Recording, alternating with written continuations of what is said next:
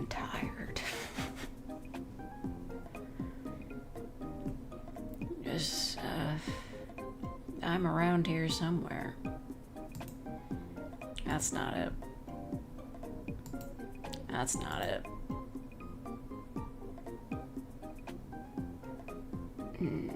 It's around here somewhere. Where am I? Oh my god, it's me. Oh, my cuteness.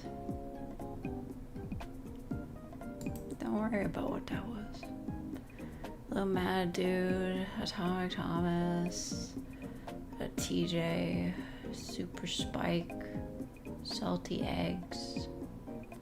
Is space more purple? Yes. I know it's not really convenient because you can't really see me because I blend in too much with my hair, but it's okay. It's optical camouflage. I guess I could go for a more like teal sort of space so that I would stick out more, but then my shoes would blend in. That'd be crazy. Welcome to my stream. I sound sleepy? No, that's crazy. I'm scratching my eyes because I'm definitely not sleepy. I'm not sleepy at all. I just stream sleepy style. I'm trying something new. Instead of moving the tiny monitor to be my makeshift camera stand, I've decided to put the camera on top of the big monitor. It's up there. It's all the way up there. It's like half decent tracking because it's like the magic kind that uses AI and stuff. It has like powers. This pose was invented by me though, because all the default poses in this program are they're kind of ass. The UI is kind of ass too. Like, I know the devs like having some family troubles. Maybe if I donate a lot of money to them, they'll fix the UI. Just anything other than just clouds, bro. The UI is garbage. Hello, Relevant. Listen. Nobody's gonna watch the stream, and that's okay. Because it's a sleepy stream, and everybody's gonna be asleep during it. That's how it works, you see.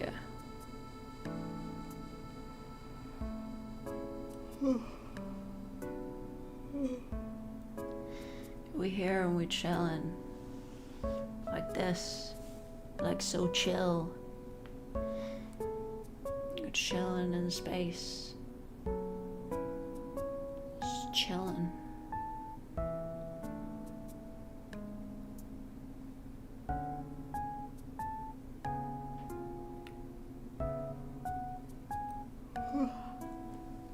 Just chill.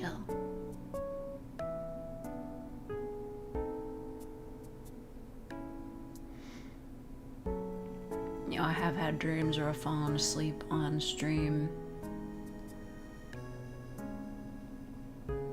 Last night I had a dream that I was like on vacation in Japan. Like in Tokyo, I think specifically, and I just like wasn't having a good time. I was just like chatting with my travel companions, and I'm like, you know, we've been in Japan. I feel like we haven't gone to any of like the cool like places that we said we were going to. Like, why didn't we go to that tower? And they're just like, oh, it's too busy. Why did I dream myself having like the worst people to go on a vacation with? And they're just like, why don't we go home a day early? And I'm like, what? The fuck are you talking about? Blech.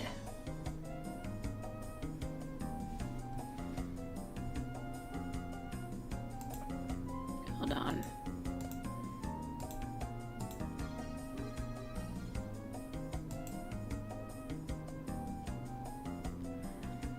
So yesterday, I was watching the soccer,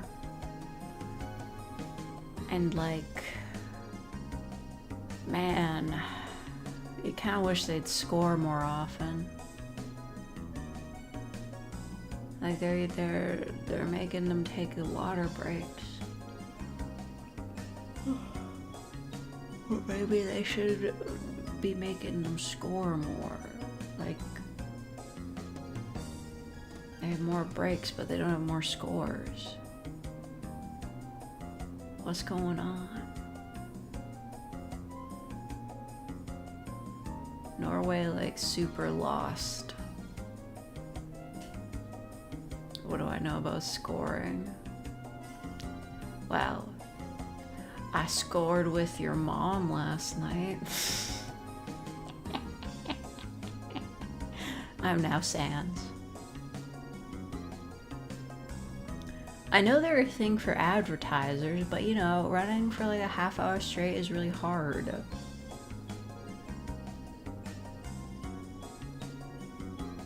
I don't think it's a bad thing for them to have breaks. Even if it is for the advertisers. Other sports do less running and they have more breaks. That's just true. Oh, it's Nintendogs.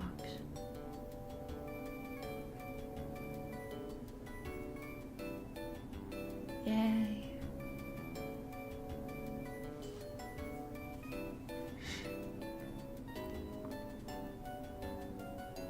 I play Nintendogs, but the voice commands always stop me.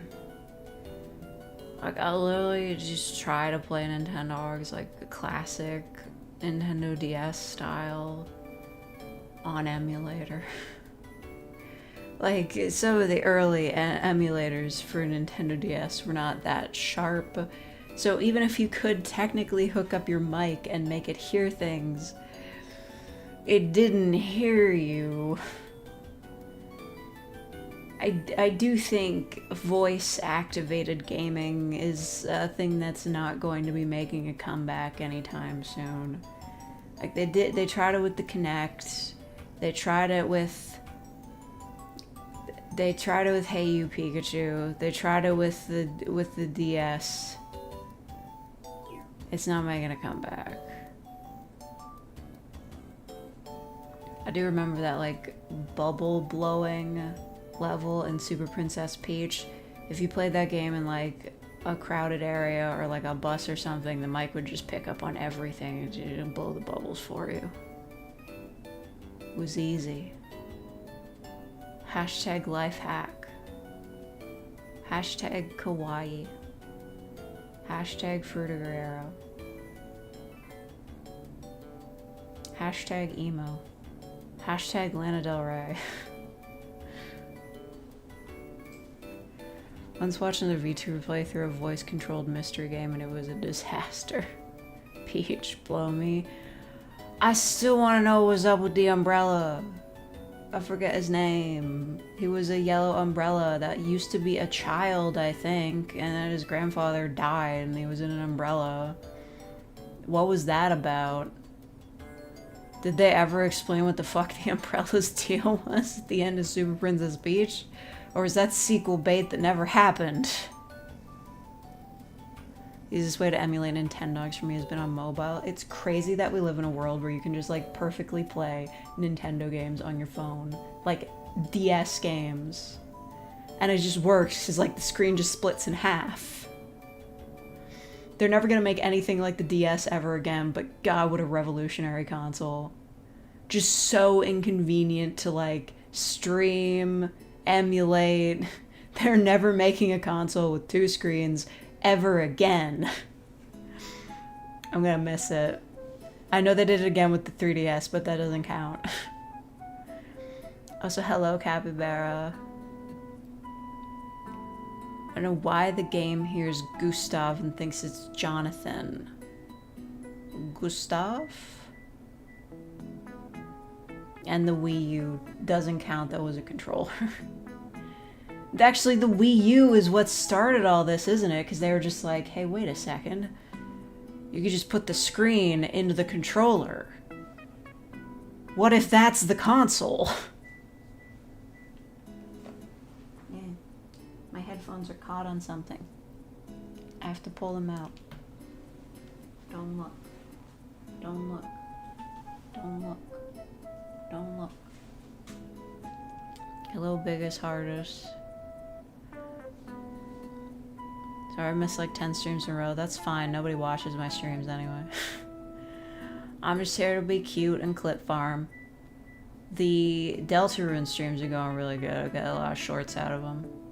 A lot of shorts. A lot of great moments.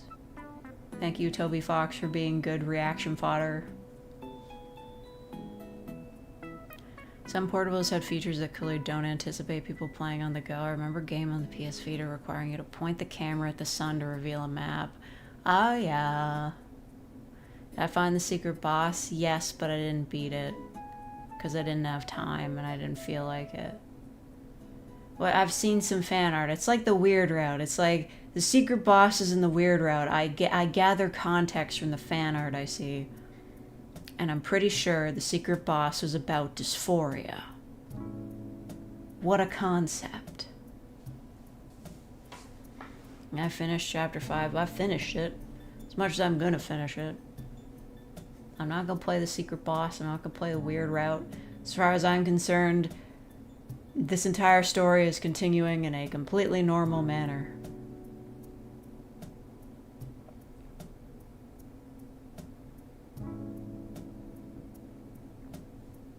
You're reaching that point of the game on a frickin' plane. But you just turn on the overhead light. Hello, Mingles. Gerona. Hello, Zaganator. Welcome to my stream. Welcome. There's a moderator in chat, so don't even think of spoiling Deltarune. It's okay, we already know what happens in Deltarune. We don't get to see Papyrus ever, and we cry and we're sad. Cause the last time Papyrus was seen was probably like 10 fucking years ago. In like a newsletter. Okay, Zachinator, but I died. Good TMI news. My sunburns have started peeling off. That means they're healed. Papyrus is dead. Yeah. It's a genocide run. We all know this. How much fucking angsty fan art did I have to see of Sans holding his brother's scarf covered in dust and crying? Like, yeah, it was a very dramatic visual, but we all know that his scarf did not stay behind after we killed him. Whatever. I kind of miss the days of Undertale AUs. I kind of love how every creator of like a major Undertale AU gave up. Like Underswap, Underfell, Fell Swap, all of them were just like, fuck this AU, I want nothing more to do with it anymore. Anybody remember Underlust?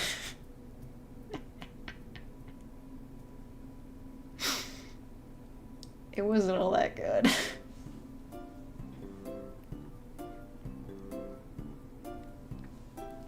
Sorry to keep a lady in waiting.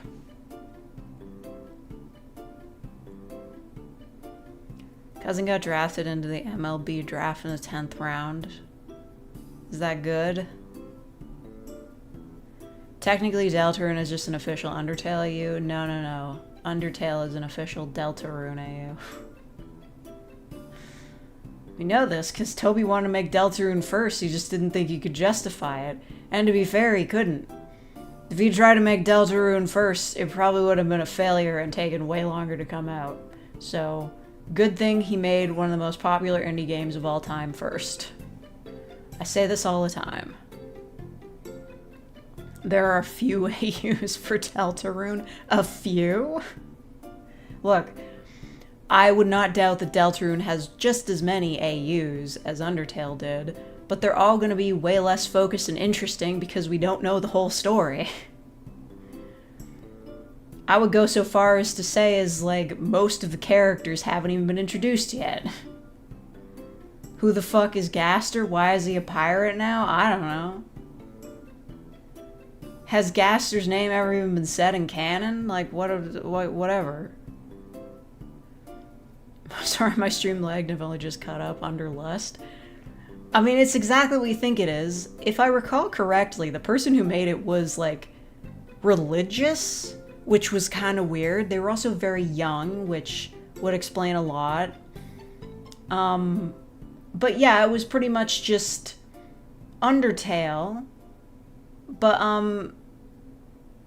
I guess the premise is that Frisk, who is an adult in this AU, basically teaches everybody in the underground consent. Just, Underlust is the AU where everybody's fucking, but there's not a lot of consent going around. I don't remember. I'm absolutely certain the original Tumblr blog it was posted on is long gone.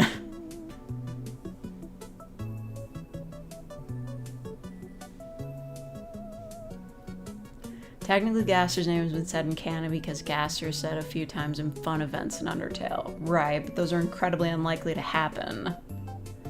Makes sense, the religiously repressed are the most freaky. I'm trying to remember what their storyline is, because, like most Undertale AUs, the storyline was vague and it was just about, like, having the characters be a bit different and interacting in short vignettes. So I think the main storyline was, I don't remember what Papyrus and Metaton's ship name is, but I think it was, like, something to do with Papyrus and Metaton. Because, like, in this AU, Metaton was, like, not sexy. That was the inversion, like... Because, like, it's... You know, in, like, the original Undertale, like, Metaton is sexy, but in Underlust, everybody else is sexy, but Metaton isn't. I don't know. I could be making that up. I don't really remember.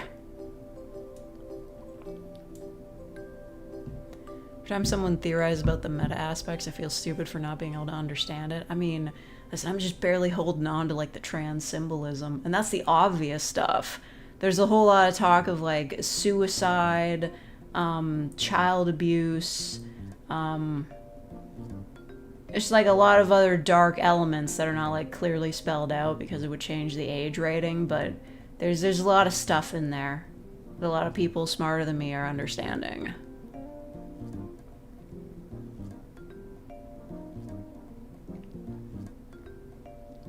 The only thing that I can really remember from Underlust is that Metaton is the only normal one in the underground and doesn't like being sexualized. Yeah. It just... You kind of gotta respect somebody being like, yeah, I'm gonna bring, like, a really serious story to my porn AU.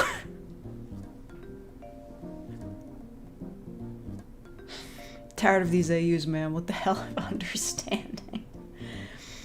You know, I don't, like, fandom wikis have undeniably gotten worse. I don't know if, there's probably, like, there are fan-made Undertale fandom wikis. Like, not ones made by fandom, the corporation. So confusing. But, there wouldn't be one for the AU. There was a fandom wiki for the Undertale AUs that I barely scratched the surface of, and I really wanted to go back to, but I never did. At this point, it would feel pointless, because, like, we're so far into Deltarune, like, just, like, why even bother going back? Because, honestly, when I did look at the AU wiki, I could have kept going, like, all night. Unfortunately, Deltarune Chapter 2 got announced, and I got a terrible stomachache due to excitement, so I had to leave. Is there one called Underrated, or is that already up for grabs? You'd have to check the AU wiki. I'm sure you could find it if it's in there. Wondering if there's an AU called Toy Story Tale. Okay, no, but there is an AU that isn't really an AU. It was just like an animation and some character designs that didn't really have a story, but it's still like very close to my heart because I felt like it was very well designed and beautiful. It was called Outer Tail, and it's just Undertale, but like in space. So Frisk gets into a little rocket ship and like flies out. It's just cute. And like everybody's themed to be wearing like blue and gold, and there's like a lot of star patterns and stuff. It's just, the design sense of that AU was very beautiful. It didn't really have a story though. It was just an excuse for everybody to wear like really, really nice like blue and gold clothes. It was just nice. It was very pretty. I did one time think of commissioning the original artist who made that AU to like redesign like my avatar in that style, but I never got around to it. I figured it would be like a weird thing to ask.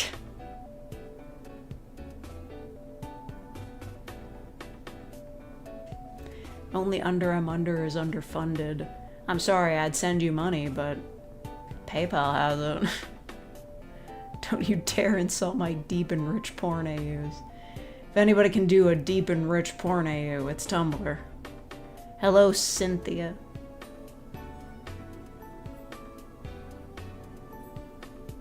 We listening to Nintendo music or something. I don't know what this is from.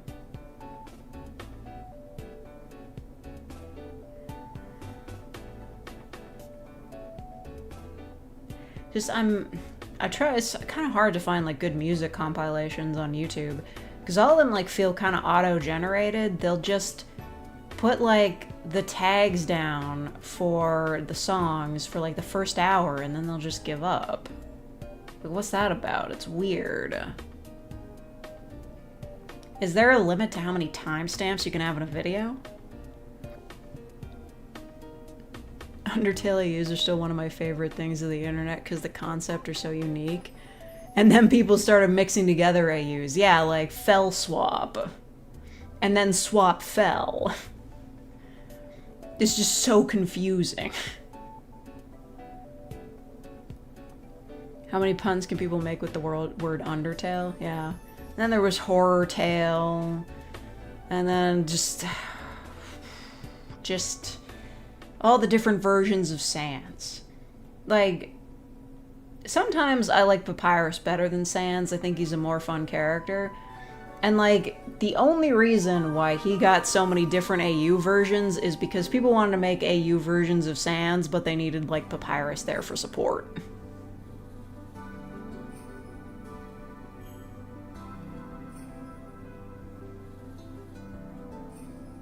Got a 3D printed, movie-accurate Toy Story Mr. Potato Head in the mall. It's something I've wanted since I was a small child and first saw Toy Story. Huh. Doesn't Disney just sell those? Furtail, Tail, yeah. Like, I've seen enough Sanses with cat ears. Never be as cute as me, though, Sans.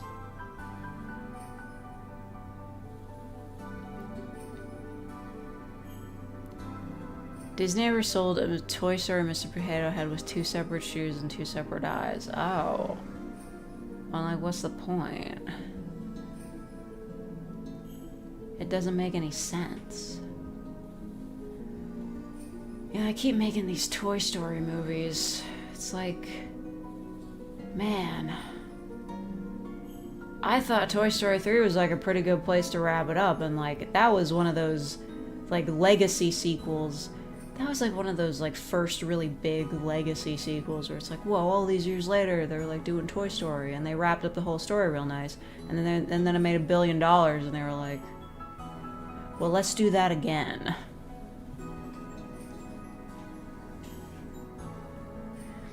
What if Woody was like a rogue element? Like, I don't know, man. Does anybody know what movies are out these days? The Backrooms is probably still in theaters. Sorry, Backrooms, not the. Is it true Toby Fox is the person who said people should tag Undertale porn as under? Yeah, that's canon. Undertale was the official not safe for work tag. I don't know if people use it anymore because Undertale came out before the Tumblr porn ban. So much good skeleton porn lost. I've been mourning it since the day it happened. There's a new Toy Story movie by seeing a cutout of Woody when I saw Backrooms. I did see ads for it somewhere. It's basically just, you know, the fear of kids being on their damn phones. Like, I'm surprised it took this long for the Toy Story series to really tackle it. Just, their new kid gets a tablet and doesn't want to play with them anymore.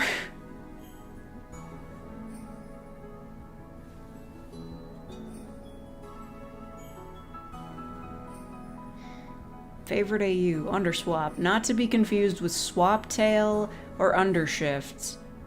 What the fuck is Undershift?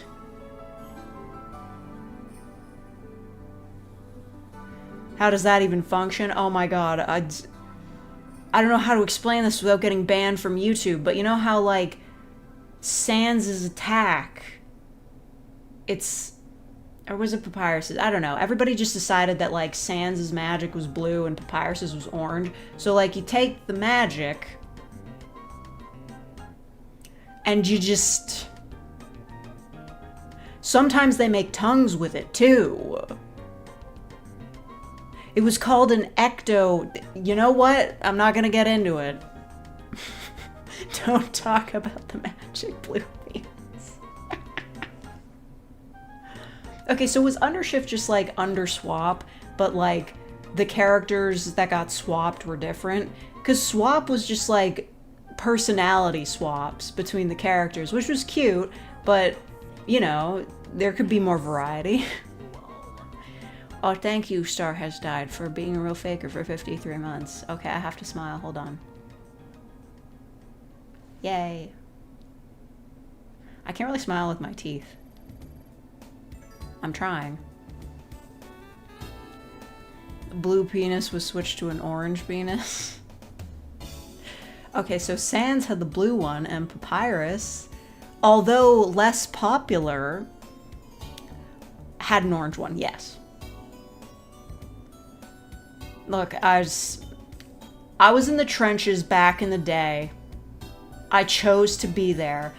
And I'll just say, there was quite a dearth of Papyrus X Reader fanfic. Like, obviously Sans was gonna get, like, all the attention because he was so popular. But for Papyrus, it was next to impossible to find, like, Papyrus X Reader fanfics that didn't also involve Sans. Like, the only way anybody wanted to, like, self-insert themselves dating Papyrus was if they were in, like, a throuple with Sans also.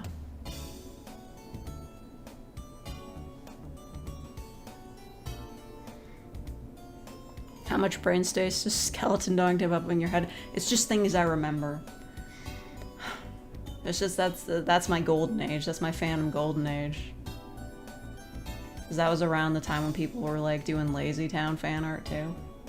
Just, in the Sportarabi trenches for a minute there. Don't worry about it. Like, I'll just say, you know what?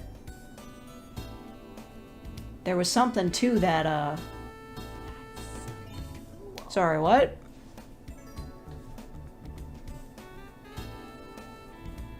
No suspicious amount about Papyrus in these fanfictions. Yeah, because I was reading them. Thank you, Jacob Likes Doing Things, for being a real faker for 53 months. A lot of US politicians are dead. Not enough. Did I win the Switch too? The reading challenge does not wrap up until the end of August, so I'm not gonna know for a while. 40% of the Muffet X reader tag? Well, yeah, that's how it goes. Because people will just, like, write, you know, like, multi-chapter fics with a bunch of different, like, reader insert stories, and then just tag every character with them. My face is covered. Anyway, yeah, another reason why I know so much about, like, what they were doing with Papyrus's dick is because there was this nifty little ship that, was the most popular ship that Papyrus was involved with, I'm pretty sure. Other than Metaton, obviously.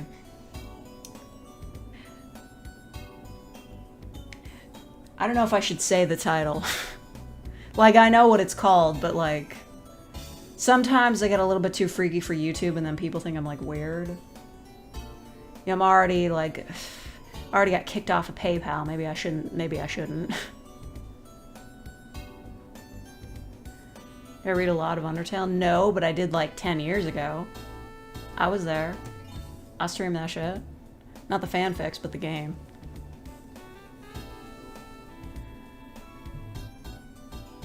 And I asked you to read a lot of Undertale fanfiction. I did back in the day. I saw the fan art. Listen. Before they banned porn from Tumblr,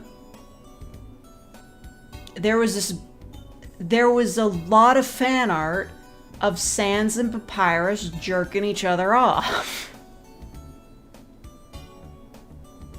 I'll jump on the moderation grenade. I'm sorry.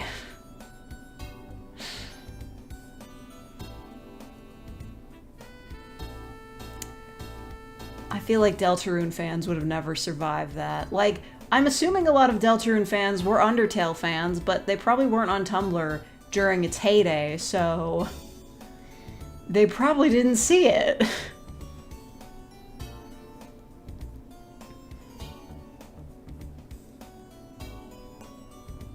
It's not gay if they jerked each other off 5 feet apart. Oh, yeah. Look. Makes no sense, they're both skeletons. Wait. People were creative, though. I mean, there have been tons of people who've wanted to fuck skeleton monsters over the years. Undertale didn't invent that. Probably. But, in Undertale, the bone chop. In Undertale, everybody's got a soul that's like a heart, right? What if you could, like, hold it in your hands and, like, just, like, squish it a little bit, and that made, like, juices come out? I swear to God, that's in fics I've seen. There were people that were like, the ecto dick, it's not working. Which is, what if you just like licked the soul? What if you just like rubbed their bones in a very specific way?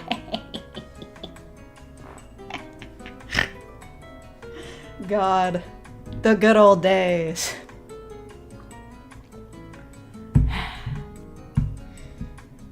What's gonna get banned first? Talking about not enough dead politicians or Undertale adult fanfics? Let the games begin. Yeah, that's the thing. I usually restrict this kind of weirdo, like, fandom porn and, like, dead politician talk to the live streams because YouTube's not watching them as closely. They are keeping an eye copyright-wise. Like, they've updated their copyright systems a long time ago so that you can't, like, stream any, like, movies or anything, or TV shows, fine. But when it comes to, like, talking about, like, swear words, inappropriate content, politicians that maybe will be dead in the future, they don't tend to ping it as often. At least not monetization-wise. I've had a live stream get rated as, like, adults only once, but other than that, they're really not paying attention. Why am I like this? I don't know, my eyes hurt. I'm feeling this is stuff you're gonna be talking about in the old folks home in like 50 years. I hope the old folks home in 50 years is fucking baller. Like, I know everybody's like, oh, when our generation is old, we're gonna be awesome, and then they just turn out like normal. Like, this has been happening for all of human history, but like, will the old folks home in 50 years at least have a communal Switch 9?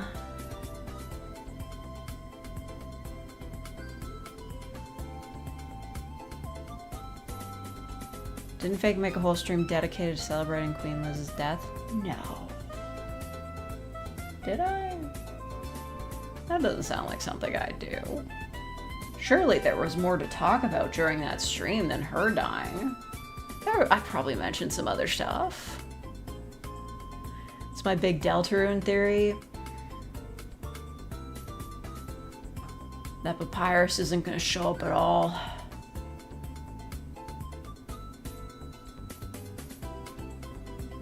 The worst part of old fan art was when they made Sans have abs with the blue magic ectoplasm thing. Hey, sometimes they made him fat. It wasn't like all terrible.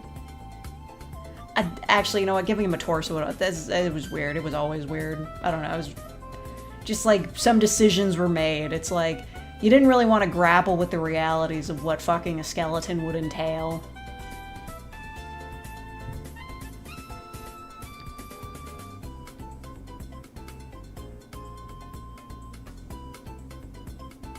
The thing I don't like about fanfics is when the person who made the fic doesn't check their writing or grammar. Dude. This happened less with, like, people... A lot of fanfic writers, they're young, they don't really use computers, they're just typing on their phone. And their phones usually have, like, spell check enabled, so it doesn't happen as often anymore. But people who, like, intentionally write their stories with, no capitalizations at all... A pox on you. Seriously, I've walked into a fanfic, seen that like there were no capital letters anywhere in the story and just walked the fuck back out. But it turns out Papyrus is WD Gaster. That's okay, we've already seen fan art of that. It's called Gaster Sans and Gaster Papyrus, where they're just like basically just... They're both just Gaster, but they're different heights.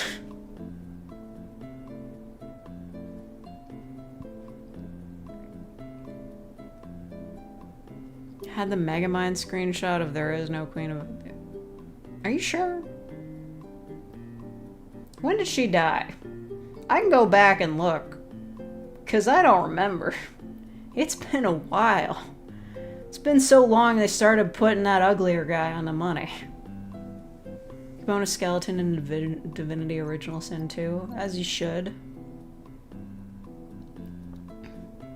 Love the new Pirate Gaster theory. Would you care to explain this? I'm so behind on like theory crafting of Deltarune, mostly because I don't care. But how do we come to the conclusion that Gaster is a pirate now? Is it because there's the water?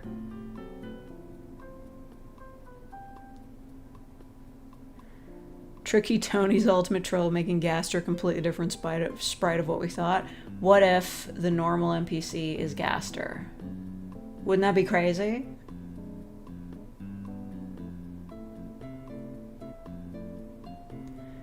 Date everything as a dateable skeleton? Well, good. That would make sense. It'd be sensical that that would happen. I believe in Chrysal Knight because Toby said the game came to him in a dream, and that is the most dream name answer. So are you saying that like the knight is just like the embodiment of Chris and Noelle? I gotta... Something about how the dojo theme foreshadows the next chapter, and chapter 5 had a sea shanty play. Ah, fuck it, whatever.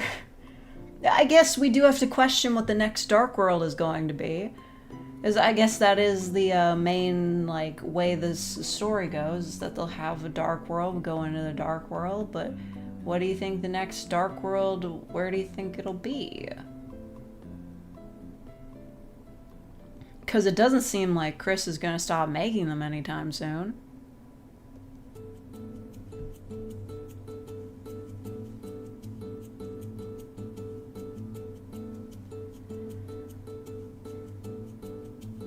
All these fanfictions, the Undertale skeletons count as necrophilia. No, they're not dead, they're monsters. Remember there was that great bit in Undertale where like Papyrus was theorizing that like humans and skeletons might be related because they're kind of shaped the same? Like, it is funny for skeletons to just be, like, a generic, like, sort of spooky monster when that's just what's going on inside of us.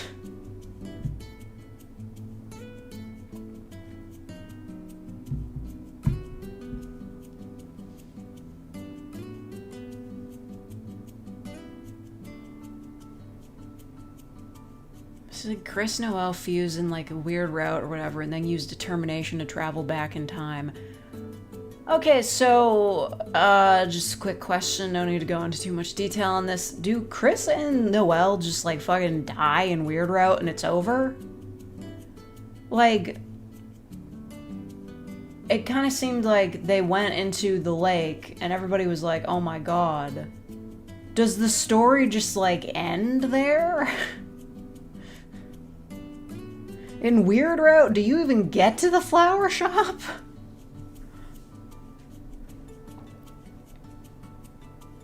Remember when people thought Papyrus was the knight? He still could be. You don't know.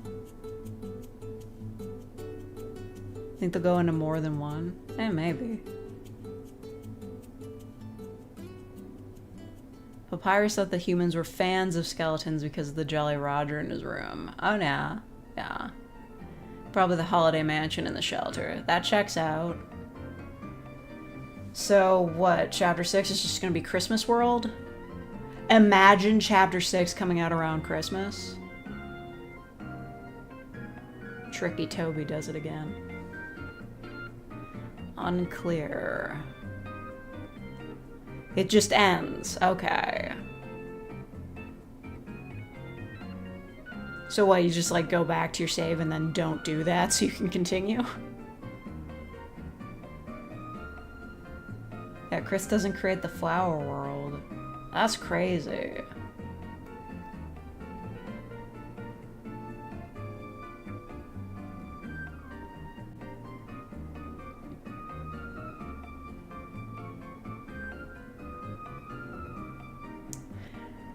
And on the other hand, back in reality, Susie and Noelle just had a lovely time in the lake together. Before she found out that her dad might have died.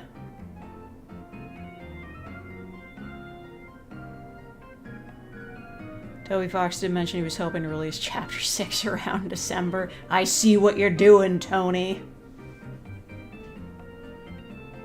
I guess Asgore remains unkidnapped, I suppose. But he's kidnapped now. R.I.P. Kinda took that to cash. Although, like, nobody really seems to be too concerned about missing people in town, so, like, Undine's missing, nobody really cares because she's a cop, and Asgore, well, his best friend is possibly dead, his ex-wife doesn't want to see him ever, his one kid is away at college, and his other kid doesn't give a shit about anything. So, yeah, I think it might be a while before anybody realizes that Asgore is gone. And I don't think Chris or Susie are gonna tell anybody other than Noelle.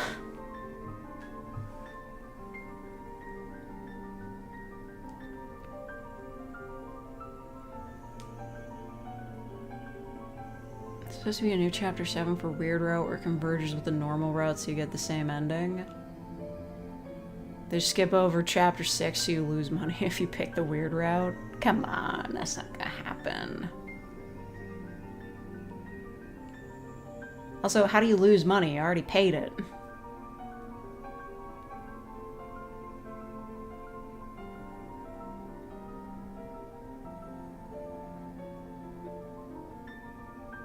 Would you be yourself or a monster in Undertale / Deltarune? I don't know. I didn't really do a bunch of self-insert stuff for Undertale. I suppose I would just be like a human that like fell down the mountain or whatever. Just cause. I'll probably just chill with Toriel though. Get less content in the weird route than you do the normal route. Well, yeah. That's fine.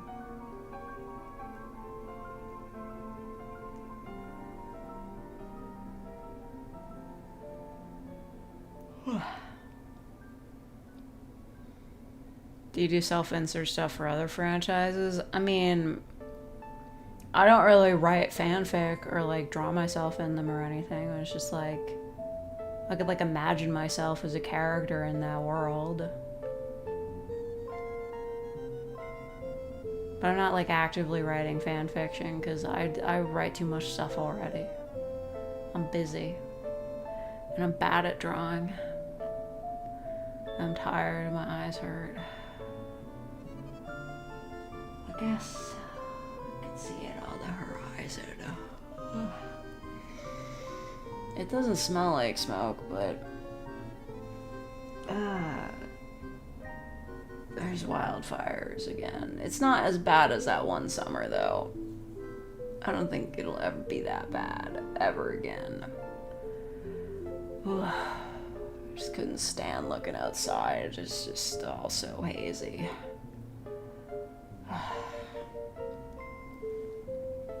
I'm sure it'll be fine.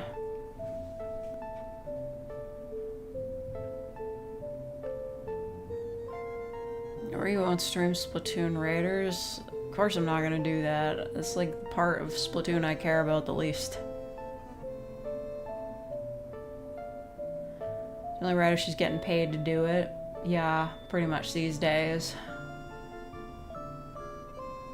Deltarune fans would not last a day in the Undertale age. Yeah, that's true. I mean, you think they got ship wars now? Like, I guess there weren't as many ship wars back in the Undertale days because, like, the canon pairings were pretty much set in stone, and there were, like, a few interesting ones you could come up with, like, hey, Nice Pants finally got its day in the sun in Deltarune, only to be, well, they reached the sun and then they caught fire and then they crashed into the ocean, Icarus style, which is unfortunate, but, you know, life goes on. R.I.P. OG Nice Pants shippers, though. There was something there. Alright, carbon monoxide detector. Oh, not in this room. Wait, maybe I do. What does it look like? We've got a fire alarm. It's labeled fire in bright red letters. And then there's another thing up there. It's up there. It's circular. It's got a light in the middle that flashes green on occasion. Is that the carbon monoxide? The light is green right now, I think. If there was too much carbon monoxide, it would beep, right?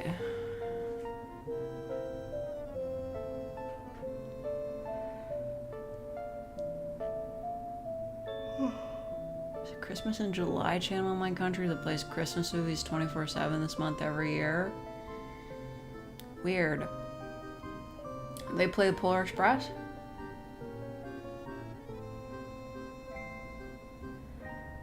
People at Canon Parents shop them from shipping? Okay.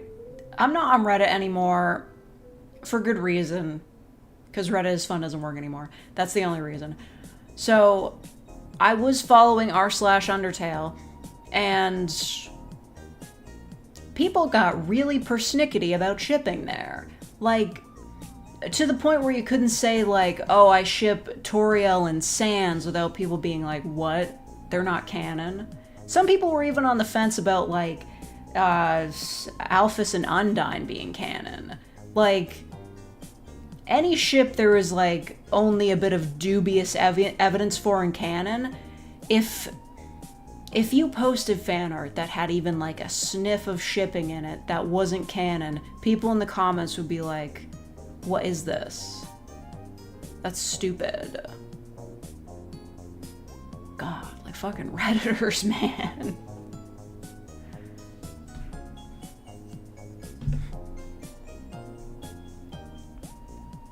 That's a Hallmark tier? Oh my god. You should probably stream a Switch 2 game if you get a Switch 2, but I think your options are limited. Look, this is all banking on the idea that I would win a Switch 2. Which probably won't happen, But I'm putting all my tickets in the Switch 2 and the stand mixer. I'm probably not gonna win anything. Those are the only 2 prizes that I wanted. There's a really nice bike in there, but I already have a bike. There are a few people who live up to their stereotype, like Redditors. No, like, seriously. They think they're so clever. They're really not, though, and I know that because I used to be on Reddit a lot. Spent my teens in the brony trenches, and you can go 5 feet without tripping over a main character being shipped with literal random background characters. And then in the end, Pinkie Pie married Weird Al. I'll put all my tickets on an air fryer. There's not an air fryer, it's just a stand mixer. I don't even think I'd use it all that often, but it has the pasta attachment. How fun. I don't know. My mom is a stand mixer, but it's kind of overblown. Like, I guess it's more convenient if you're, like, disabled, but... I don't know. I have a whisk. I have egg beaters. I don't know. Whatever.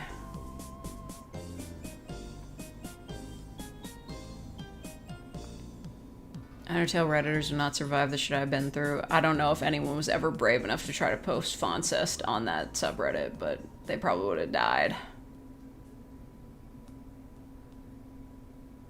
It's Mario Kart World, Star Fox, Splatoon Raiders, DK Bonanza, and the Ocarina of Time remake. Incorrect. There's also not Bloodborne. Maybe. There's also that 2-player anime game. It looks like an old anime. Isn't that worth buying a Switch 2 for?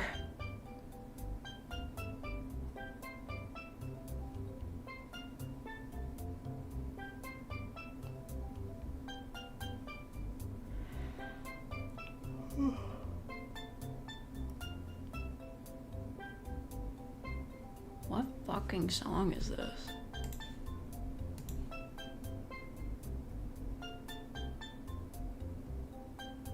Afternoon in My Sims. What? That can't be correct.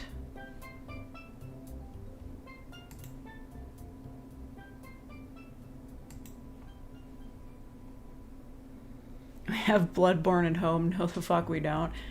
I don't know. Like, what's happening over at Sony? Like... Is anybody watching like the CEO or something? Like, are they deliberately like trying to lose money? Like, I don't understand what's happening over there. They're just like, we're gonna stop with physical media, which it's like a drop in the bucket. Like, how, I don't think that's gonna really save them any money. But aside from that, they won't re-release Bloodborne. Well, I mean, they did, but, like, on PC, which is all that really fucking matters. And they're also like, oh yeah, we're gonna, like, completely focus on live service games. When they've just had, like, 2 major, well, a major and an occurring failure. Like, what is it, Concord? Concord was like a massive failure that took years and millions of dollars. And then they're doing Marathon, which took years and millions of dollars and is nowhere close to making its money back. And it's not gonna. Because nobody wants to give Sony money. Like, what are they doing? Like, how are you fucking up this bad? Your competition is Microsoft, who's shooting themselves in the foot constantly. And Nintendo, who is like, don't even bother seeing Nintendo as competition, because, like, just, they're not even in the same ballpark. They're doing completely different things.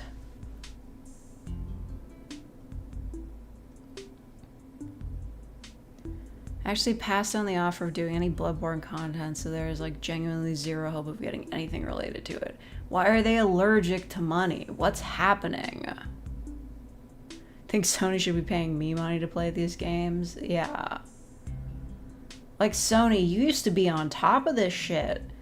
Remember back in the day? Did we forget about this with, like, what was it? The Xbox One, the PlayStation 4, that, like, legendary E3 where Xbox was just like, yeah, just, if you want to, like, share your games with people, you're gonna have to set up, like, a family account. Just, the game will be, like, locked onto your console. That's, don't worry about it. And then Sony just fucking showed up at, like, the PlayStation panel, and they were just like, hey, here's how you share your games with a friend. Hand them the disc. How'd you fall so far, man? Companies trying to shoot themselves in the foot challenge, impossible, except for Steam. I mean, Steam's pretty good at shooting themselves in the foot. I mean, they got rid of Steam Greenlight, which is probably a good choice, but now they just let fucking anything through. And most of the things they let through are garbage. They'll just be like, yeah, this indie game that is very clearly an asset flip that nobody put any work into, yeah, that belongs on our storefront, go ahead.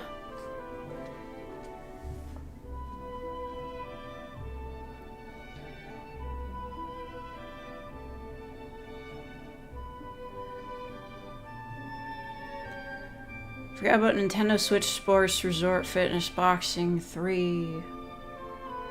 Fuck that. I already have Miku Boxing. It's fine. Steam is technically competition, that's why they decided to stop releasing on Steam. Yeah, but are they making more money for that decision, or... Because I'm not gonna buy a PS5 just for, like, a few of their games that I don't even own.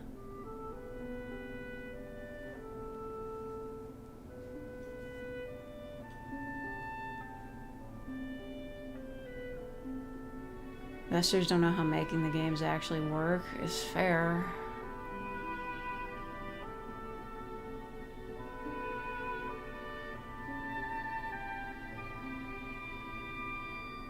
Oh yeah, the eShop doesn't let you rate the games. I mean, you can just look them up, which is like, that's fine. But still, it's a little bit sus. It's like, this game could be absolute, like, garbage, like, barely runs, and you just... I don't even think they have an option for refunding, so...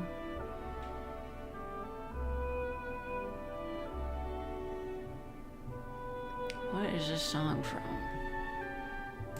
Is this Mario? Gosh, Zelda's Lullaby. That's okay. They're all the same.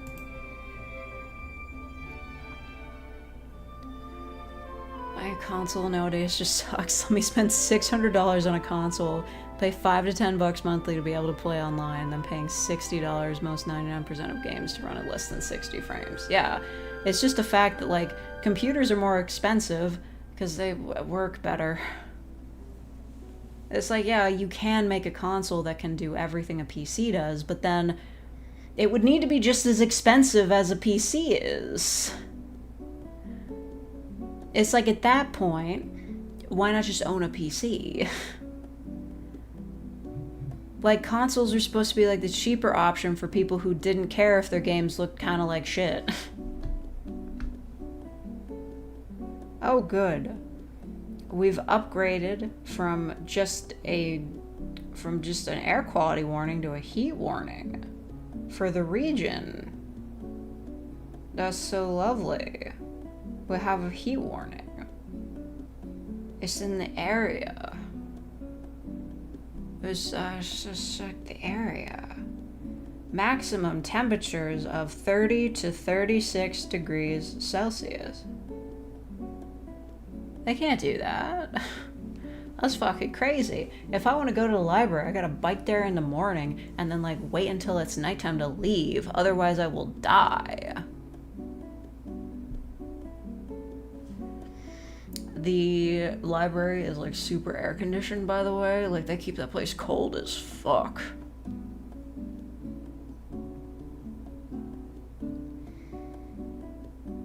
Okay, it's like this. They've got tape. They got tips. They got tips on how to survive. So is that you have standards and don't need to fine tune every game specs and settings to be able to run on it? That's not true. There's a lot of games that run like ass on consoles. Doesn't really seem to improve anything. Is the heat warning because of the fires or because of the sun? It's usually because of the sun. And oil executives. You can buy a really good PC for $500. I don't know about that.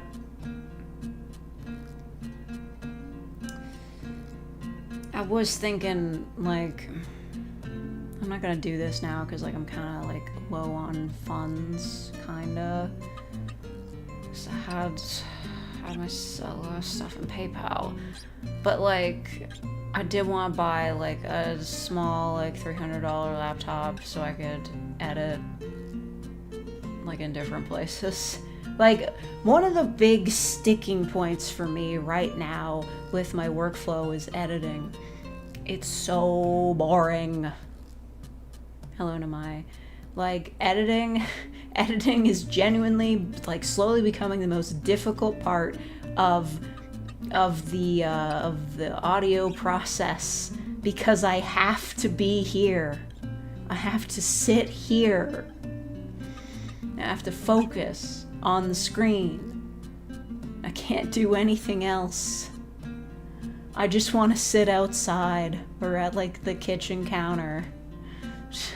I'm fucking sick of sitting here to edit things. I miss using the old computer, but it barely runs anymore. I used to lie in bed to edit. It was way better.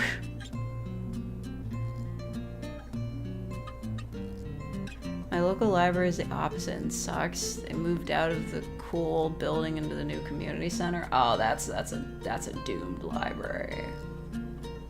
Like, libraries are technically also community centers because they have, like, rooms and stuff, but, like, no, that needs to be, like, its own building. Prices are decently low. That's okay. I guess you live on the moon.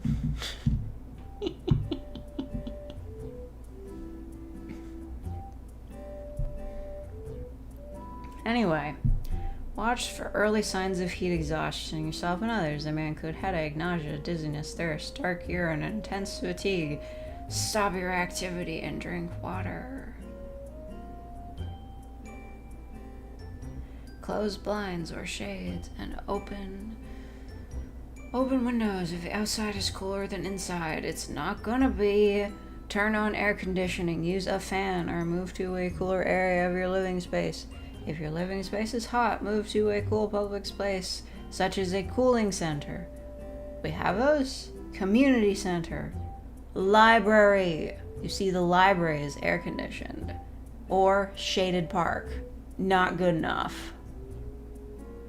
I'm just not serious unless your ears start ringing. Brother. This is why you had a sick day. I hope you win the Nintendo Switch too. Me too. I will sell it for money. I'll sell it, trade it for a new laptop. I want Chapter 6 to have a fight in the light world. That'd be crazy. Nintendo Switch 2 welcome tour. I'm not paying for that. It should be free.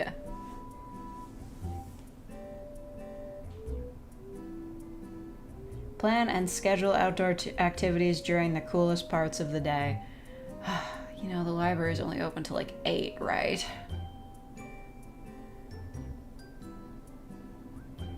Limit direct exposure to the sun and heat. Wear lightweight, light-colored, loose-fitting clothing and a wide-brimmed hat. Yeah, and don't leave people inside the parked vehicles. It's dangerous. Scary. There's so much terrible stuff happening. It's 27 degrees. They've added so many new meters to the weather app. You scroll down and you see them all. Oh, the air quality index says it's fair right now, so that's good. The air quality is fair. It's acceptable. Pretty good. Anyway, I've added all these new meters. Common cold and flu are at 0. Dust and dander's at a 6. Asthma and COPD. I don't know what that is. Migraines are at a 0. Arthritis is at a 1. Sinus pressure's at a 6. Mosquitoes are at a 5. Outdoor pests are at a 7. Indoor pests are at a 5. Fucking ants. How do they predict this?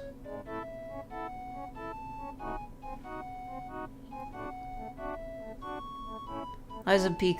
Complete Collection is on there. I guess I could stream it because I didn't fucking play the end of it. Yeah, it's like, for a lot of people, working, like, going out at the coolest parts of the day is not an option. Like, a lot of people get out at, like, out of work at, like, 5 o'clock, which is, like, one of the hottest times of the day.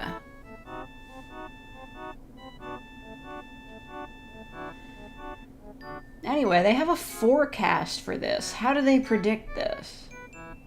What do you mean next week is going to be at a 9? Like, what's happening on the 20th that it's going to be an extreme time for indoor pests? What's going to happen? Where are the cockroaches coming from? Overture stream was just you dying to the crocodile for 3 hours straight. I'm gonna be honest. As soon as they added the difficulty settings and I got to the crocodile, I was just like, okay, I'm gonna turn it down a little bit. Then I fought the crocodile again and I was like, put it on fucking easy mode. I'm tired of this shit. And it's still hard on easy mode. Like, what was the point?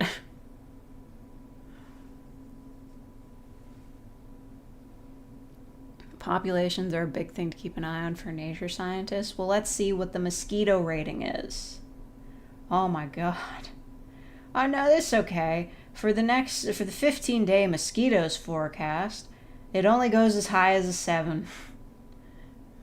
So, bad to bad, it could be worse. You know, this is fine. How do they have a dehydration meter? Gonna head out to rest. Okay. Be restful. Jan arts. Some of that have to be AI. I mean, I guess they're just interpreting just the weather data and just be like, oh, historically, when the weather is like this, the pest activity is like this. Dehydration is at a 7, and dry skin is at a 5. So let's see. That's pretty... Dehydration is very high, and on Tuesday it's going to be at a 10, which is scary. The weather is favorable for a very high level of dehydration.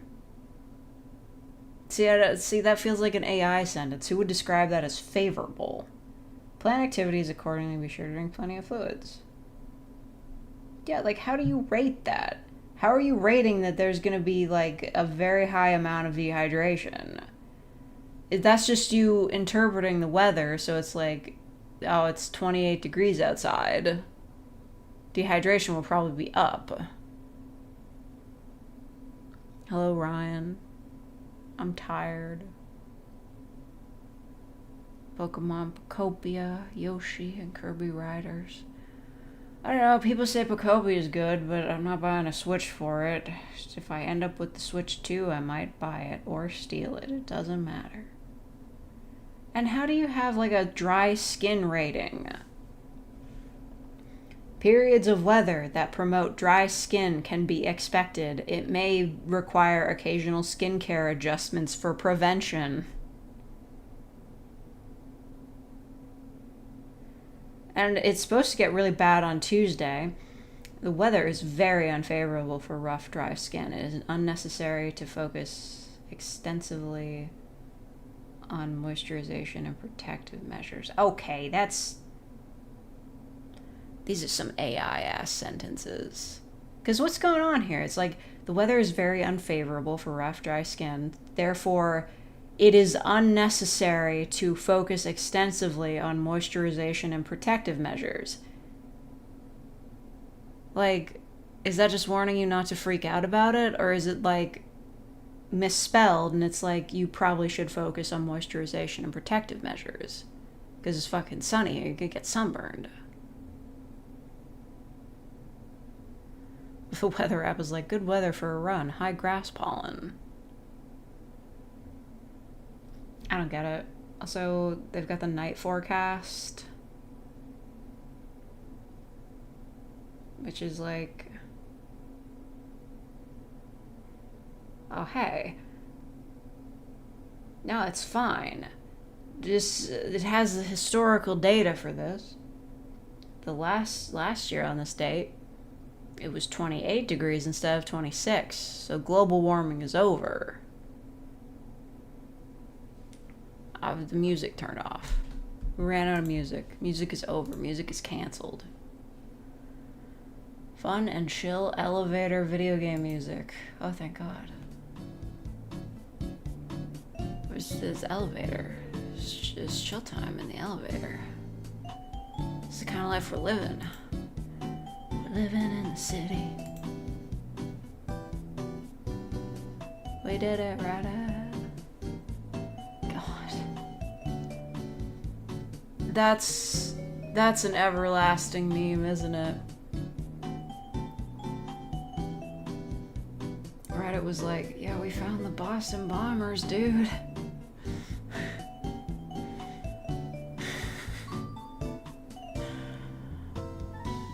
Man, it's been so long since that happened. Is that guy still in jail? AI playlist? No, this is a human. I trust this one. Her name's Miffy Noah.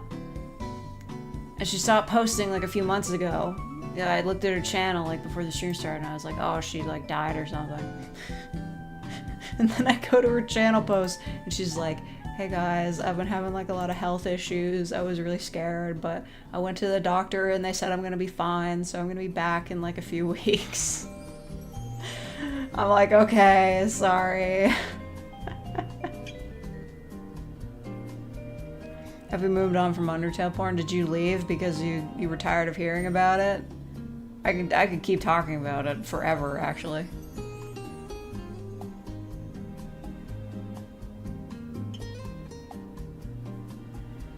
Kids toy with AI, but they probably ripped it straight from ChatGPT because whenever the kids told it, I love you, and let's keep this conversation appropriate. Dude, this is why, like, all kids' toys that talked before just had, like, a preset series of phrases that would, like, happen when you pulled a string. And that was fine, because kids have imaginations. Just let them watch Toy Story, and they can just pretend that, like, their toy is, like, secretly self-aware and just loves them. And that's why it's pretending not to move.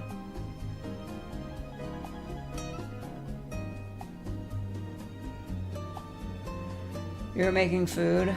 Oh, good. You should eat food. I should eat food. Everybody should eat food. Everybody should eat food. You missed the Undertale porn discussion? Yes, I'm sorry. Set a donation incentive to keep talking about Skeleton. YouTube's never gonna let that through.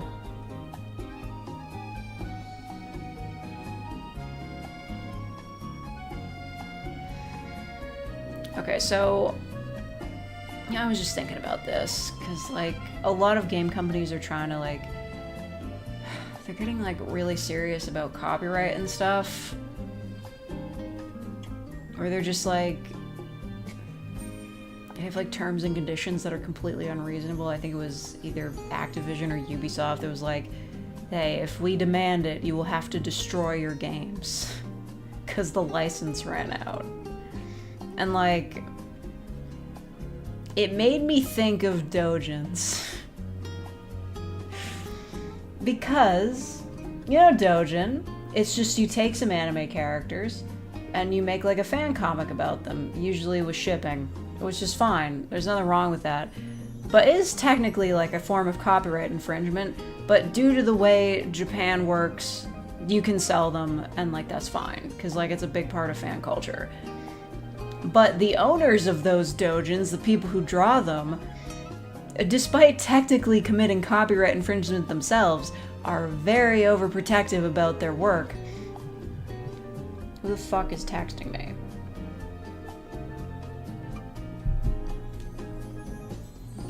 So, they'll put in like really bizarre disclaimers at the beginning of their doujins where they're just like, if you re-upload this anywhere, I will fine you and I'll charge you like 500 yen for every page for every day it was up on a website. Which I'm sure they've definitely made good on. And some of them also say stuff like, if you don't want this doujin anymore, like you're tired of reading it, you don't want it anymore, don't like give it away or resell it. Destroy it, please. Like, they'll literally say, put it in with the burnable trash. They'll just be like, you cannot resell this thing that you bought. You have to destroy it. Like, no. If you re-upload this somewhere, I will draw you pregnant. That's a better threat, honestly. I've translated a doujin that was covered in fucking watermarks, by the way. Just like some of the most beautiful art you've ever seen. You can't purchase a legitimate copy of it anymore, so the only one available is just on Pixiv covered in watermarks. I translated it, and then I went back and like translated like the pre-word, because that was all just like Japanese text I didn't feel like bothering with. I just quickly ran it through like a translator. And it was literally just giving the warning of like, here is the monetary fine I will impose upon you if you re-upload my shit. And I was like, okay, well I'll keep this Ronaldo X Drawluke doujin to myself, thank you very much.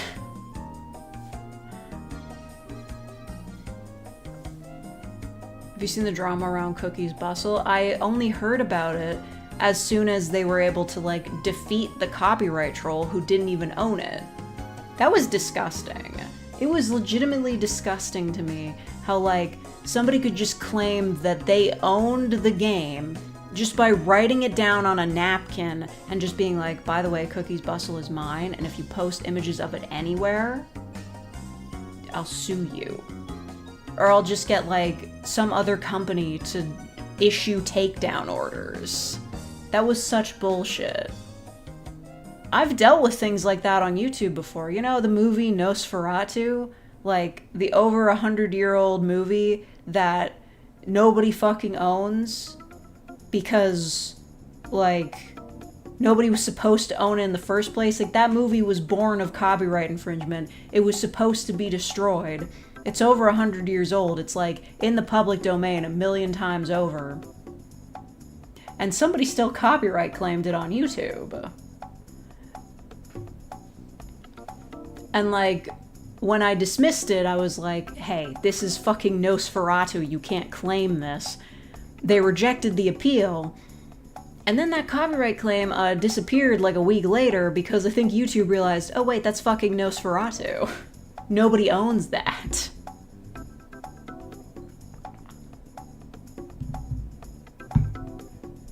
You aren't legally obligated to throw this bad doujin into the fires of Mount Doom. That's the thing though, they're not bad doujin. Like, they're well drawn, like the stories are good, I really enjoyed them, but for some reason the artists are against the preservation of their own art, so they're just like, no, if you don't want this anymore, destroy it. I don't want anybody else getting their hands on this. Like, and me not seeing any profit off of it, I suppose. Was this before or after the new one? Well, I streamed it before, but I think, like, just as the new one started coming out, like, I feel as though there were a lot of copyright trolls going around trying to claim the old one, because they're just like, oh, we can get this in the confusion, right? It's bullshit. Hello, PM Prestus.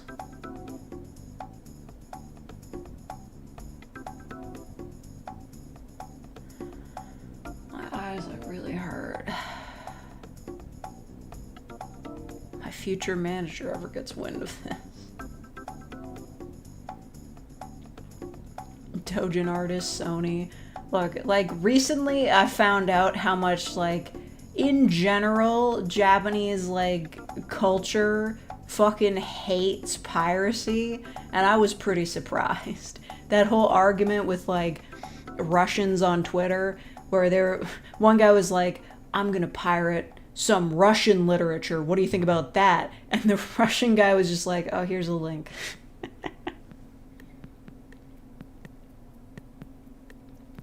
Hello, Jimmy.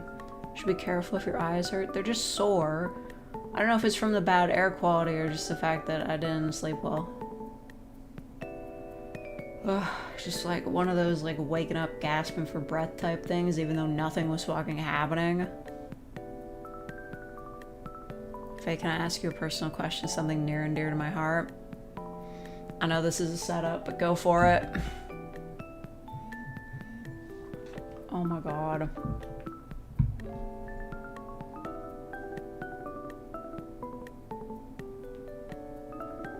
However, man, you do that.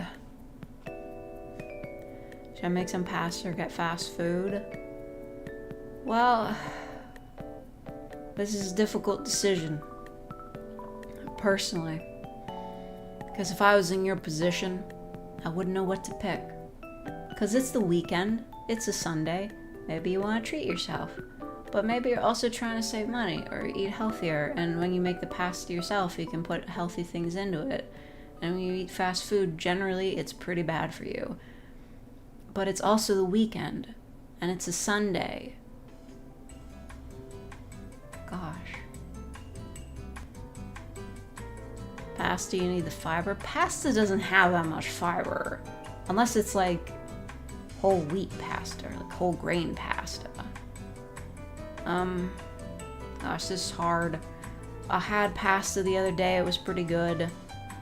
Yeah, I understand your dilemma completely. Because after I'm done with the stream, I don't know if I'm like gonna order food or just eat the food that I already have. It's really hard to decide. Because some pizza would really fucking hit right now. But wait a second. I've got it. Because I know that you, Capybara, you had Little Caesars on Friday. And therefore, you probably should not have fast food so soon after having Little Caesars. Because that's just a sometimes food. But thank you, Pocket Juju, for the $2. But you still have 2 slices. Capybara. That's silly of you. How do you forget that you have leftover pizza? That's so important. I would never forget that I have pizza. Eat the pizza. The problem is solved. I'm like King Solomon or some shit. I don't know if that's the right guy.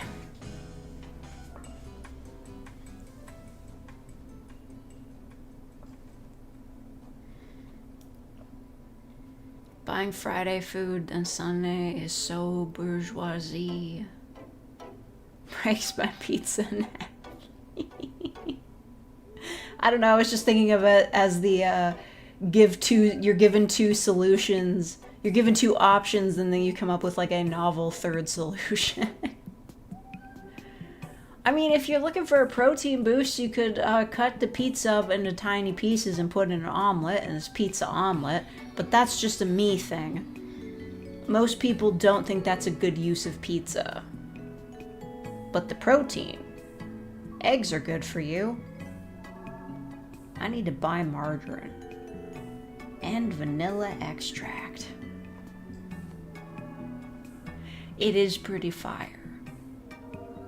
You just, look, you do the eggs like you normally would with the omelet, but you put the pizza pieces in there. Just like, you cut them into like little tiny pieces of, like, you might be able to fit like one slice into an omelet if you cut it into tiny pieces. You probably wouldn't be able to fit two.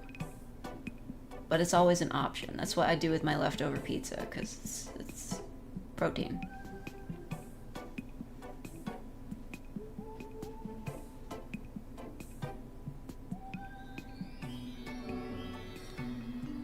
You should play Date Everything. I don't know, it's on my wish list, but I keep not buying it. What am I using vanilla extract for? Cookies. I do that. I feel like I make them too often.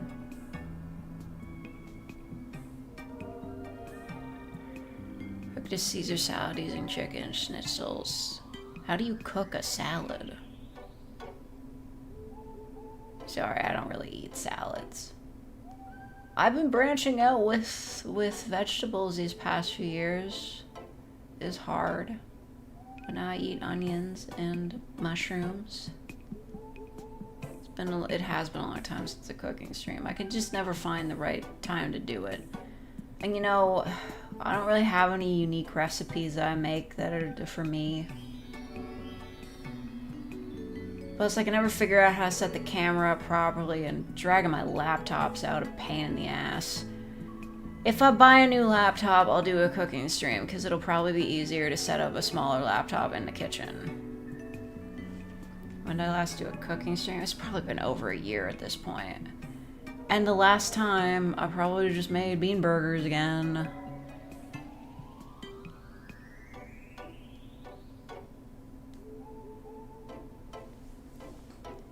You made a Caesar salad with chicken snitch. Well, okay. I wasn't trying to be rude. I just, maybe there's a kind of salad you can cook. It's been like multiple years. Well, what am I supposed to make? I was thinking of doing a cooking stream with that like Star Wars breakfast cookbook, but that didn't pan out. It's such a shitty cookbook. It sucks ass. Like, the binding is so cheap. It's just like a 3-ring binder, but like the pictures of the recipes just have like Star Wars, like action figures just standing in the food. It's so fucking bad.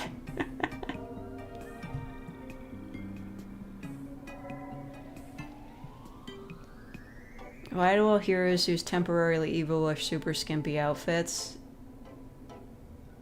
Misleading question. Why do all female heroes who go temporarily evil wear super skimpy outfits?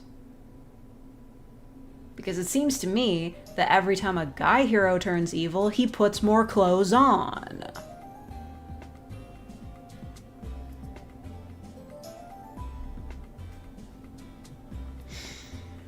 I will say though,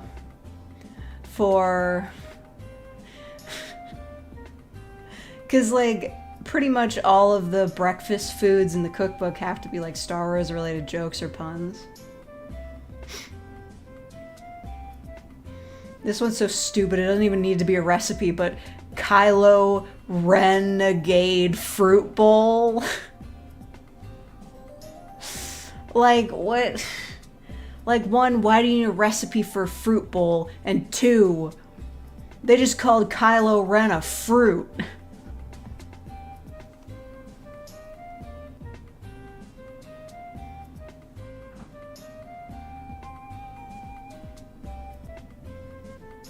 Sexuality is evil according to the church. Yeah.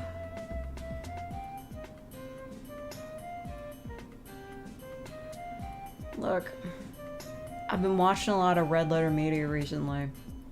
I've never watched them before in my life, but they've got like over a decade of videos you can check out. My god, those are the whitest guys watching those movies. Just... One time, an older guy showed a bit of bare ass in a movie, and they were just like, whoa, what's with the naked guy? That's like, why was that necessary? Why was that necessary?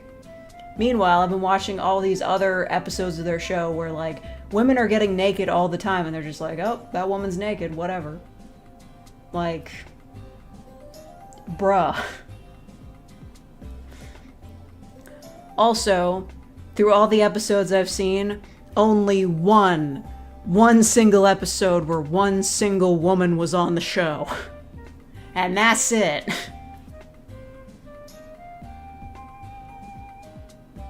Me and double standards. Like, actually. You seen the new summer skin for Captain America? Hey, at least there's finally some equality. Like, I've talked to death about this and seen other people talk to death about it, where like when they do these summer banners for like gacha games and like games like Marvel Rivals, they'll have the women in swimsuits that are like extremely impractical and like overly sexualized, and they'll try to act like it's the same thing as like a dude in swim trunks.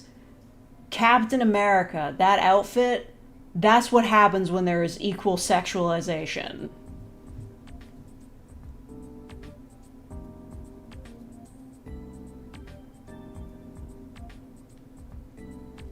Black Panther only wears a fucking loincloth? Really? Care about chain-smoking cat girl? It's bait. It's like... Okay, I haven't seen the chain-smoking cat girl, but I've seen clips. I know what the premise is. It's just like a cat girl whose life is falling apart. She's depressed. She like makes herself sick, like eating shit she shouldn't. And it's like gross, right? Yeah, it's bait. It's so bait because it's like, yeah, there's this girl living like a horrible, awful life. But she's still cute. Like, her life sucks, but she's still skinny. Like, she stinks, but like her clothes just like, they're like a little messy, a little stained, but they still like make her look cute and appealing. She's still a cat girl. She's still skinny. So, like, no, I don't think this is like an accurate portrayal of like a woman going through like depression and like living a terrible life and like wasting away. It's just bait. There are people out there that are living like terrible, shitty lives that are kind of similar to this cat girl. They want to see somebody living their terrible, shitty lives, but like cutely. Just what if life was horrible, but the person experiencing that horribleness was a cute cat girl? What then? It was bait.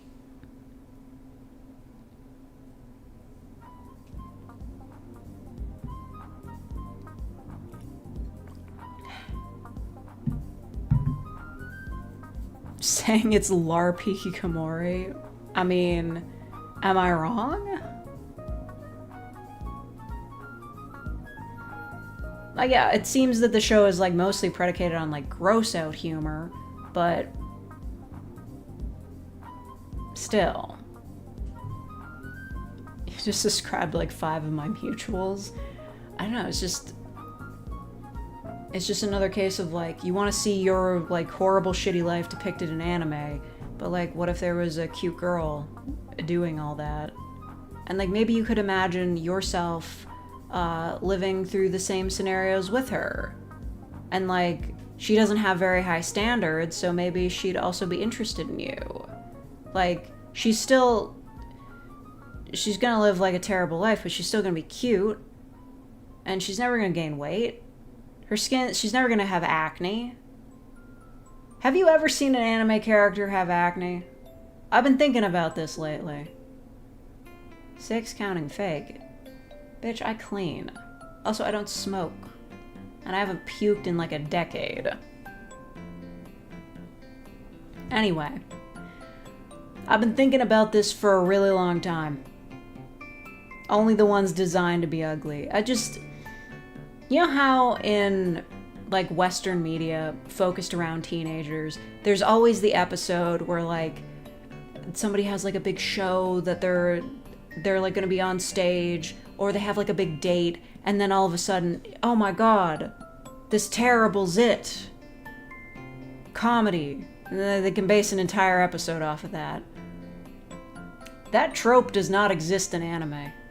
I don't think I've ever seen a teenage character in an anime just like getting ready for school, and then they look in the mirror and they're like, oh, a zit. As far as anime is concerned, despite like a lot of anime characters being teenagers, acne is something they never deal with.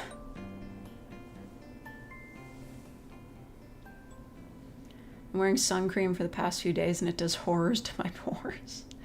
Real. Just... You know what else stands out to me? I guess this is just like underrepresented in media that isn't like aimed at women specifically. But I can think of like 3 times. And, you know, I'm probably missing some because I don't watch like certain shows, but I can think of 3 times in anime that they've mentioned periods. Admittedly, I don't know if acne affects Japanese people all that much. Come on. Everybody's been a teenager once. Look, there have only been 3 times I can think of in an anime where I've heard a period mentioned. 1, vaguely alluded to in Lucky Star. 2, mentioned and like focused on in Oshiete Gauko-chan, which that show is like pretty much about like, you know, like sex ed, so that makes sense. And 3, I think it might have been mentioned in JoJo's once.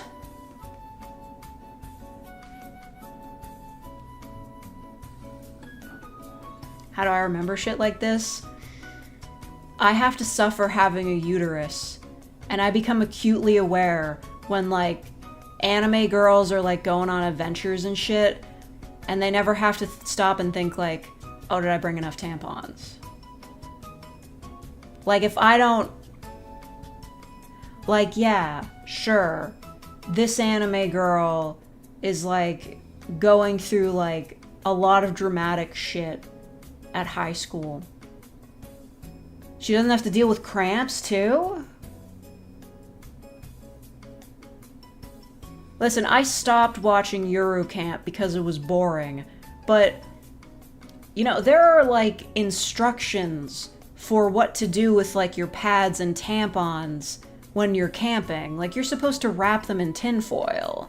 Do any of those girls ever do that? If not, then this show is not accurately representing what it is like to be a teenage girl camping.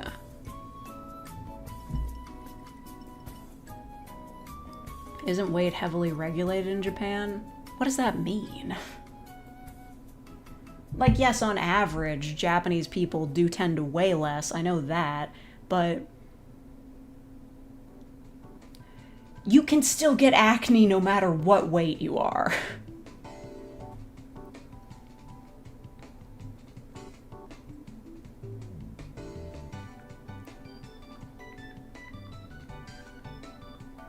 JoJo's surprisingly good with writing women. I mean, when women show up in JoJo's. I haven't gotten to part 6.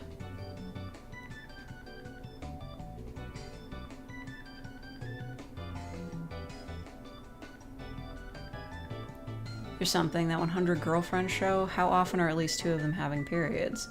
Yeah, I mean, I haven't seen that show, but I've heard, what's-his-face, Mother's Basement talk about it. He's always talking about how the main guy in that show is such a great boyfriend. Would he be willing to do a tampon run?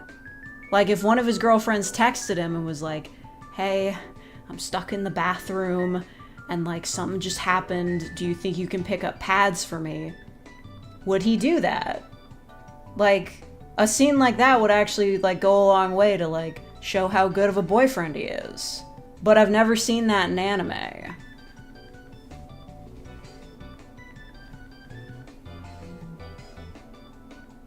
You'll love part 6? Does part 6 talk about Jolene having a period? Because I feel like that would be an even bigger issue in prison.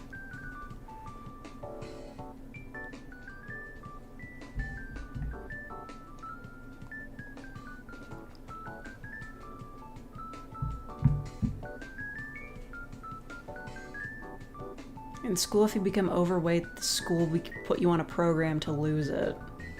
Is that true, or is that just like a weird like thing they do at like one particular school?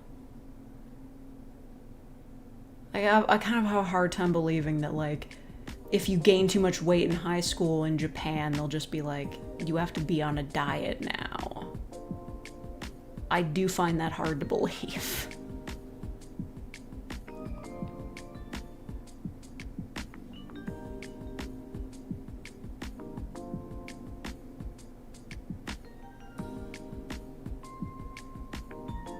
Rocky wanted to make Giorno female, but he didn't hear that he wanted to make them all women. Yeah, I don't know. Look, I'm not like that into JoJo stuff. I've just seen parts 1 through 4. They have fat camp over here. Yeah, but that's not like mandatory. If you go to school and you're like obese, maybe people will make fun of you, which is unfortunate, but generally they just let you be obese. You probably won't have a great time in gym class either, which is also unfortunate, but generally, as somebody who was like pretty fat in high school, they don't do anything about it. They're just like, they teach you like in health class, they're like, eat healthy. This is not enforced. Because I had giant fucking cookies in the cafeteria. And I would eat those every day. Because they were delicious. There's just cookies as big as my fucking head. The good old days. Probably not mandatory in Japan either, but people tend to generalize these things when talking about spooky Asian countries, right? Yeah, school cookies are really good. Like, there was a time I went to a different high school for like a focus program, and they had like their own like raisin cookies at their cafeteria, and they were like regular size, but they were like kind of undercooked, and they were just like really good. There's a blog about animes with periods in them. I just googled it. How often do they update? Like once a year? Look, I'll admit I don't watch a whole lot of cute girls doing cute things animes because they bore me and the Yunarii stuff never actually goes anywhere, but you know, maybe those shows are having like the girls deal with their periods in the midst of just you know, playing video games or listen to music or something. What are the big cute girls doing cute things shows about? We got camping, we got music, video game development, cooking. Definitely cooking. Hockey.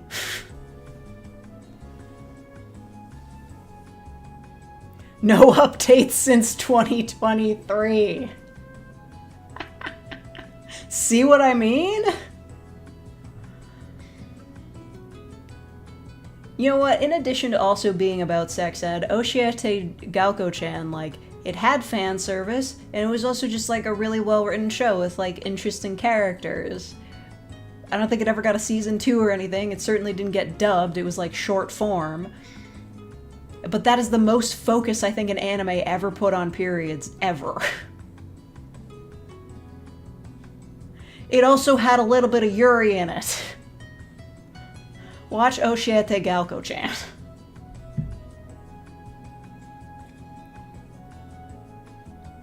In the Slayers anime, you can't use magic if you're on your period. That's just misogyny.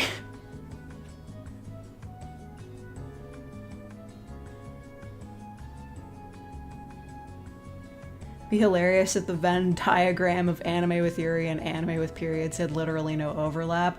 I mean, shit, you know what? I haven't read that much Yuri or watched that much Yuri. I'm more of a manga person. But, man, like, wouldn't it be great if there was just like a comedy Yuri manga where it's just like two girls, they're like, okay, I think I want to take the next step in our relationship and, like, you know, do sex stuff. And, like, just before they're about to do it, one of the girls gets her period. She's like, oh no. It's like, it's okay. We'll try again next week. It's fine. And then next week they come back and they try to do it again, and the other girl gets her period. That would be a good joke. I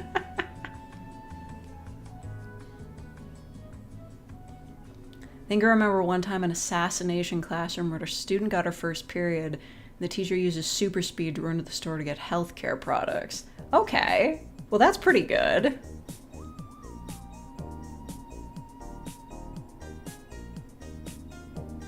I mean, I don't remember how old the kids were in assassination classroom. It seems like a little late to get your first period, but what do I know?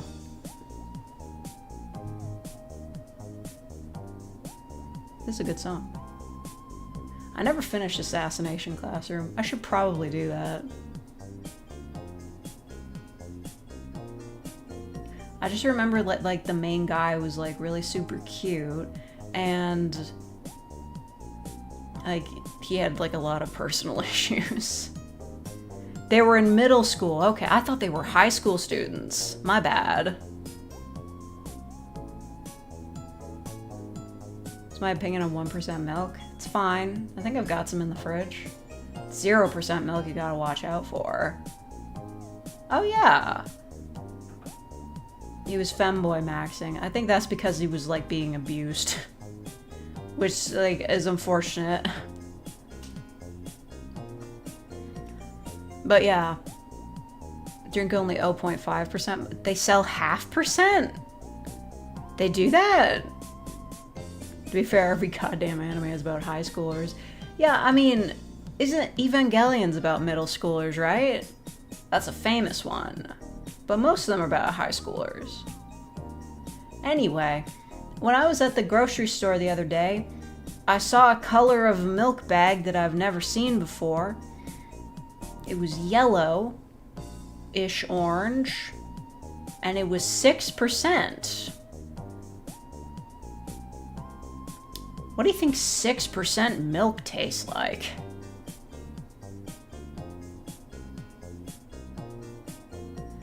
JoJo as well. Oh my god. Okay, so listen. I found like an artist tag on a certain doujin website. I've been reading a lot of Jotaro and Kakyoin. Don't judge me for this. Just I happen to end up in the tag. And every time I'm reading about them, I'm like, right, these guys are in high school, because they look like they're 30. I'm just like, I know Jotaro's wearing a school uniform, but he looks like he's fucking 30. What do you mean he's 17? It's probably just whole milk, but whole milk is 2%. Or, like, if you want to go further ahead, there's 3%, which is like thick ass milk. What the fuck is in 6%? Love is War, the lead girl on her period at one point. Okay. So maybe there's like a little bit more representation than I thought in anime. The whole milk is only 3%, so what's in 6%? Like, I feel like you just take a sip of that and you're like trying to chew your way through it.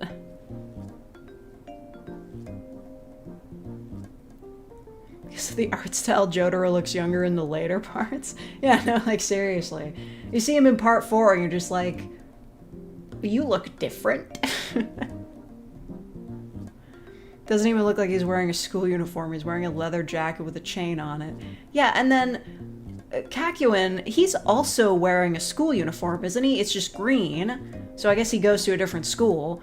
But it's like, I think it's a school uniform, but it's got like a really long, like jacket? I don't know. like, they're supposed to be wearing some sort of school uniform. Am I supposed to be relatable to, like, the teenage audience? But that's not what teenagers look like. Read JoJo's Bizarre Adventure Merry Life? No. I have played a JoJo's Bizarre Adventure dating sim, though. I don't want to say it's not good, but the entire thing is an AU, and because they didn't want to, like, define what the player character looked like, when it comes to, like, the kissing CGs at the end of the route, it just shows the character, like, making a kissy face to, like, towards the camera, and it looks really awkward. Not even once. 2% is in a different row than whole milk. They come in different colors, that's all I know. Purple colored milk is the best.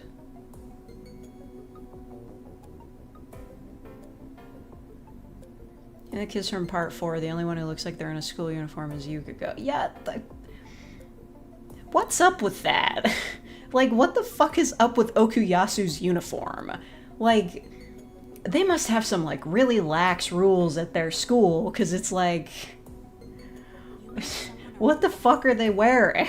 That's so cool. Oh, thank you, Elsie Playciv, for the 5 fake memberships. It's a gotcha poll. Yay! Thank you. Yeah. Thank you so much. The people in the audience can emote. It's so kawaii. Thank you. I was curious if it gave you the option to gift the higher tier. Wait, did it? It doesn't tell me what kind of membership it is. It just says it's a gift membership. No, okay. Once again, Twitch outshining YouTube. There's an official JoJo. I know about that one. I haven't read it though. It's legendary. Yes, there's a higher tier. Seeing as I can't run my advertisement anymore because nobody can buy porn ever again, maybe if you're a member, you would like to join a higher tier, such as Splurger or Sentencer. You know, just because it would be nice to do that for me. Oh, thank you, Capybara, for upgrading your membership to Sentencer. Thank you so much. Now you can make me say a sentence. Just be sure to go to the membership tab and go to the Sentencers only post so that you can comment the sentence you would like me to say. Yeah. Your powers. Thank you. Yeah, their school has uniforms.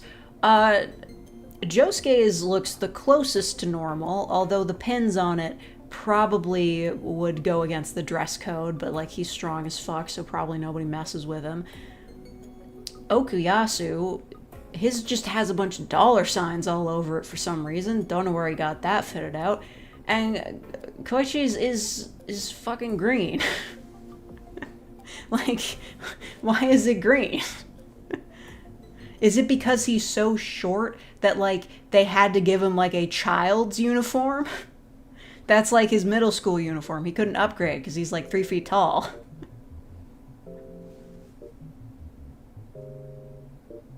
Power of 40 hours of overtime pay. Thank you. I hope you survive. Why are they making you work so long? Apparently, Mizuhiro Jidai is supposed to teach junior high school students sex ed class, and they talk about periods in it. Okay. I mean, I'm certainly not, like, discounting educational anime. Seven Seas is a post-apocalypse show, and a period is a real issue to deal with now that there's no hygiene products. That's another thing. When a show takes place, or like any series takes place in the post-apocalypse and there are female characters, I'm just like, wait, so like, were they rendered infertile by like radiation, like prior to this, or are they just like walking around like bleeding out? They're delinquents, so it makes sense. Doesn't make sense for Josuke to be a delinquent. I just don't think his mom would allow that to happen. Like, I know why he styles his hair like that, but for a delinquent, like, I don't know. He sure does seem like a chill guy. I'll be honest, it's been a while since I watched part 4.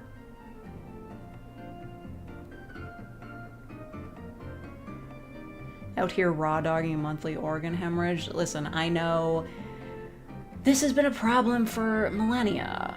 Like, back in the day, women just used rags. They would just, like, take rags, stuff them into their underwear, and since they were all wearing big-ass skirts, nobody could tell. But these days, we got pants. You're gonna need something else. What a beautiful do-wang. Chew.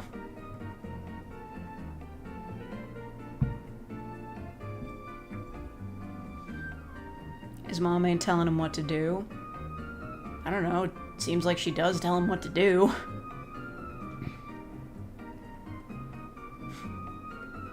Yeah, like, have you seen part 4? His mom often tells him what to do. She's, like, kind of serious.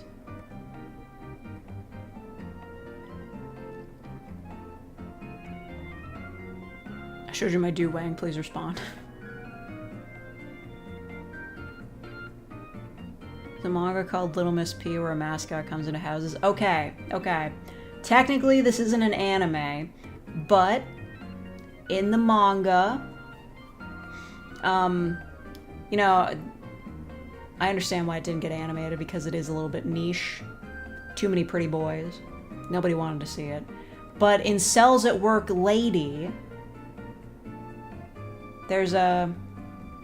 Well, I mean, it specifically talks about, like, the inner workings of the human body that a woman has, so, yeah. There's just stuff like dealing with pregnancy and whatnot. I'm sure they mentioned the period at some point. I don't remember. It's been a while since I read it.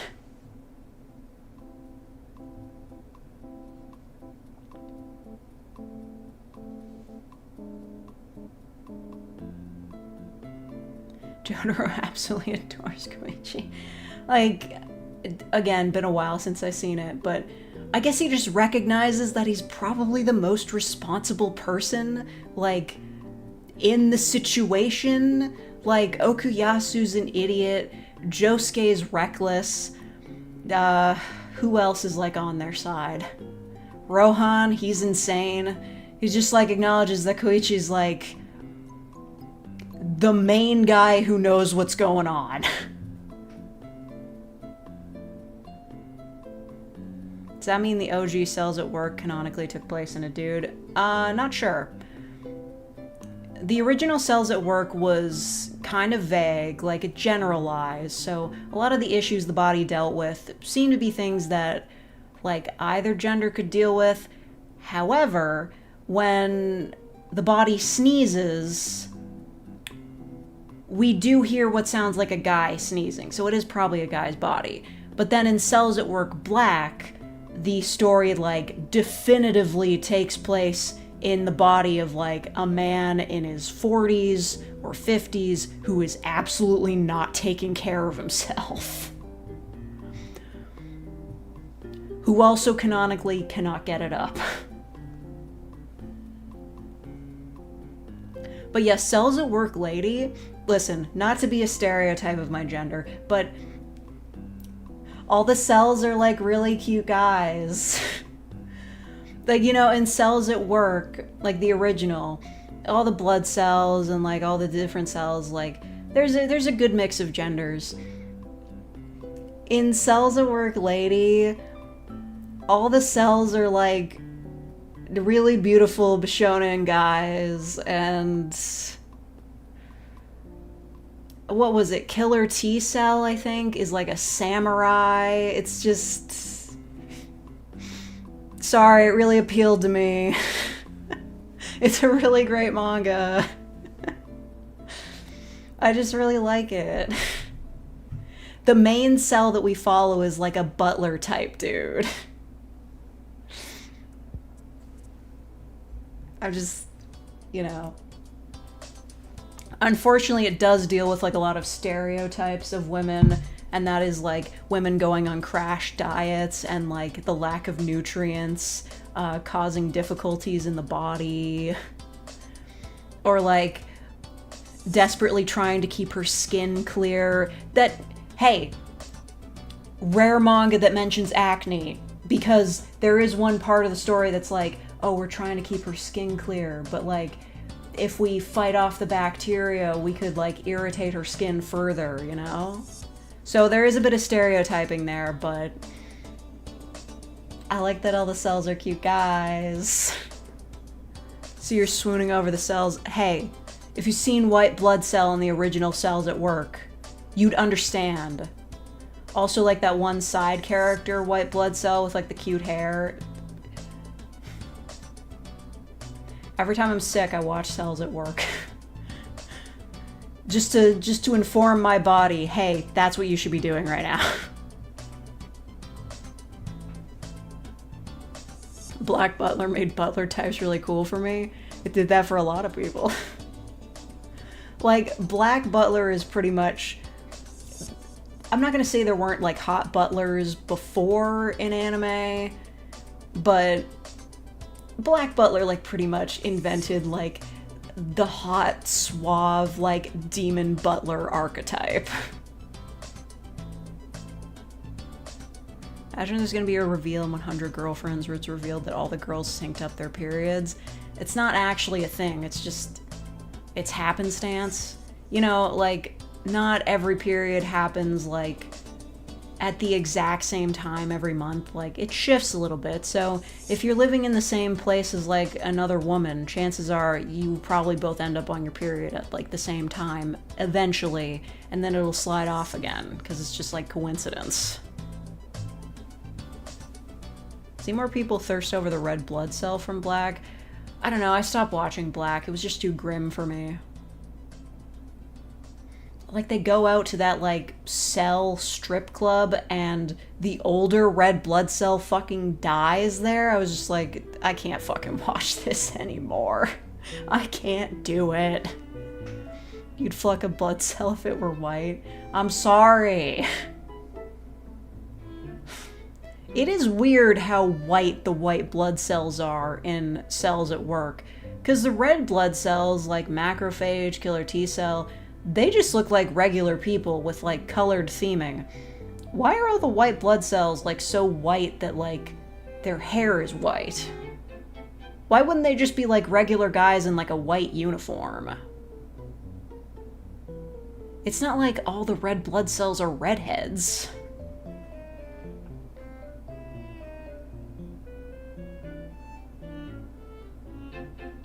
Black Butler is the first one who's, like, young, and that's ironic, because he's not even young. I don't know what the timing is on that. Did Black Butler come out before or after Hellsing? Like, I know it came out before Hellsing Ultimate, but, like, the Hellsing manga takes place in the 90s, right? And that did have, spoilers for Hellsing, it did have Walter, like, reverting to his younger self, who was kind of hot.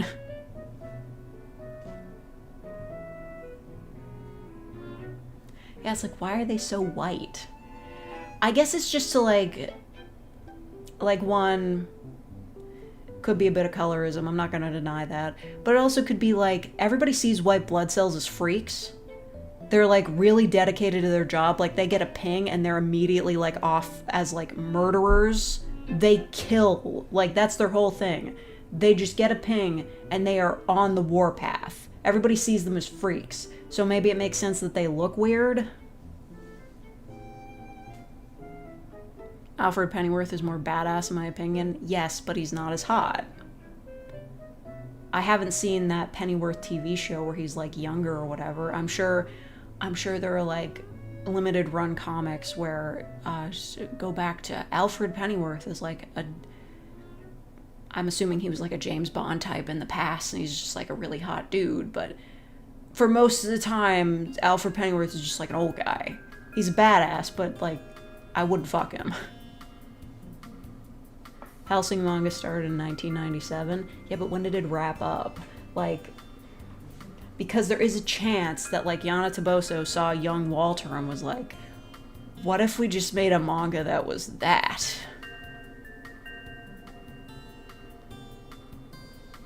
These white-haired pale people, creepy, and other albino people just standing there. You can't be mean to anybody these days. No, I'm sorry. Like, I don't know. Albino people ain't that white. Wrapped up in 2008. Wait! Wait a second. Hold on. I just gotta look something up.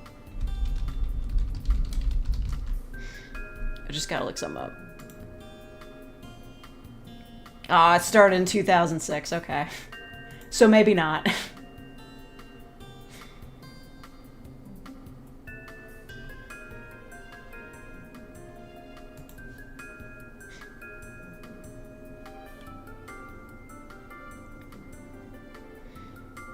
Does anybody have, like, an interview with Yana Toboso where she, like, explains what her inspiration was, or... I can't believe that... No, the manga's still going. It started in September of 2006. We're coming up on 20 years of Black Butler. That's crazy. And I've been off it for, like, probably a decade at this point.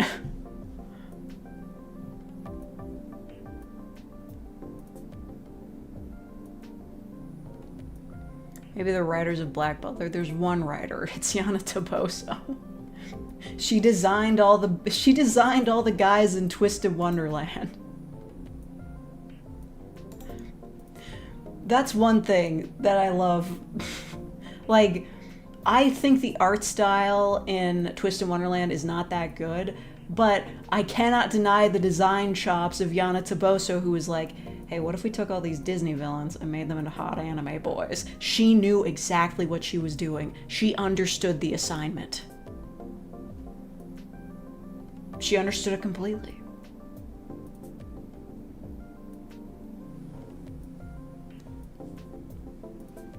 Latest season of Black Butler was such a surprise. I didn't watch it. I've just been off it for too long. The weird thing is that I have read up to that part in the manga. I just didn't read it. I didn't watch the anime. They took away Sebastian's period-appropriate transphobia. Yeah, that was always, like, one sticking point with that manga and anime is Grell, who is canonically a trans woman. Like, there's literally no denying it. Like, when you find out, like, what Grim Reapers are and, like, how they're created, it's, like, very obvious. Like, even if you ignore her being like, I am a woman, like, it's literally obvious.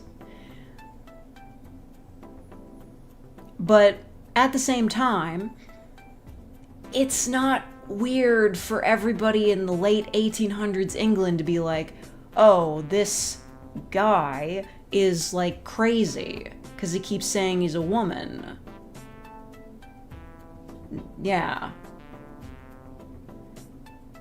But hey, you know, Sebastian's a demon. He's probably open to, like, more, like, out there concepts. I feel like after a few years of dealing with Grell, he'd just be like, yeah, she's a woman.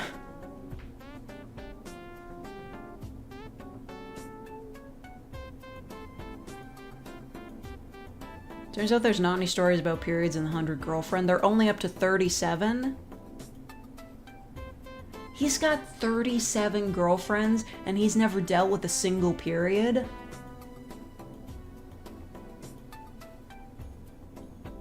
All of his girlfriends are trans. That's the only explanation. None of them have uteruses. That's the only explanation. That's the only explanation for this.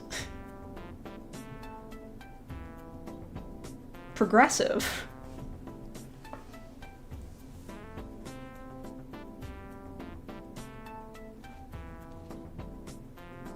First, it was about this orphan who had a demon bound him as the titular butler, and they were trying to avenge his parents or something, but it's been 20 years.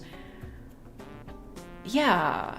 Well, they're still trying to figure out who did it, but now there's like a thing where like it's turned out that CL is like an evil twin or some shit. I don't know. I fell off the manga. I just have no idea what's going on. Oh my god, ambiguous hello. Not the chaser headcanon. Ambiguous, I promise it isn't this bad. 100 trans girl polycool trying to make their boyfriend trans girl 101 is an amazing concept. It's the only way to explain why not a single one of them has had their period so far. He's got 37 girlfriends, he's never had to make a tampon run? Bullshit.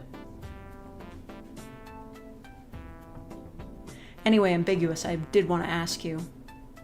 Do you think Count Binface stands a chance? I'm just asking because you're British.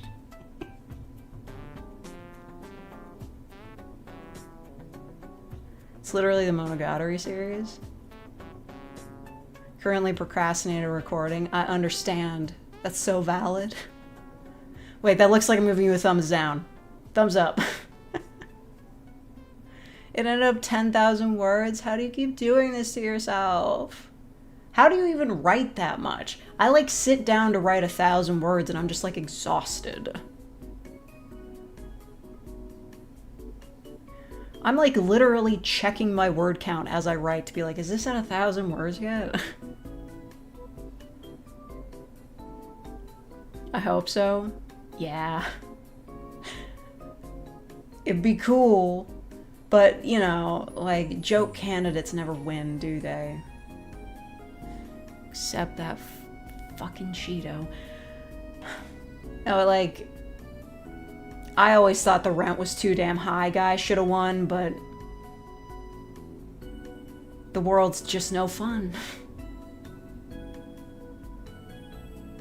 I think it said they're only in the first semester of high school still, so maybe only a month has passed. Oh my god, they're on manga time. Ended up really vibing with the premise. Was it vampires? I'm being mean. Navigating an apocalypse scenario where the sun's gone. Oh, okay. So if there were vampires, they'd be having a great time. At a kinder timeline, we could have had President Vermin Supreme. I don't know. Is Vermin Supreme like even like a good person, or is he just like? Is he just a weirdo?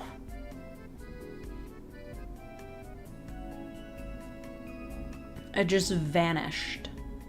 Hashtag erased from existence. I'm sure this is like a question for like a scientist or something, but if the sun disappeared, would we still have wind? Well, actually, I guess we would, because it'd be like cold and then it would get like snowy. We get like super ice age. I watched that Vsauce video like a decade ago. I suppose there would be wind, but there'd be an issue of oxygen, I think. The oxygen would be, yeah, goddamn girl, you got like, I mostly just respect all the fucking research you would have had to do for this. If the sun disappeared, it would suck ass, and also there would be a lot of very specific things to consider. You're a maniac. How do you convince yourself to keep writing? I will get tired so fast.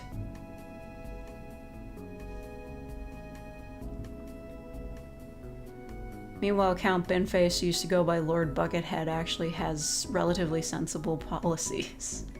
No, yeah, I got the whole down low on that from Internet Today. They told me that, like, he used to be Lord Buckethead, but then he got sued for copyright infringement. Just... You can't even have a dude who's a buckethead without somebody being like, hey, I own that guy. Just... It's not okay. Copyright law is a farce. No, because Lord Buckethead was from like a Star Wars parody from like the 80s, and somebody else owned it, And when that guy started, like, running for, like, office as that guy, the guy who owned the movie was like, you can't do that. So he had to rebrand. How you copyright Buckethead? Because he was already a character in the Star Wars parody movie. But apparently parodying a parody isn't good enough. It was the original guy who created the persona / character. Yeah, just like a huge dick move. And now that guy's not even involved in like doing like joke politics anymore, so what was the fucking point? Fucking copyright. Anyway. I understand getting excited about ideas. I have to temper my excitement though, it does give me a stomachache. I just be like typing really fast. I'm like, fuck, I've got a great idea here. Fuck, it's like all going great. And I'm like, I cannot keep going. I am dying.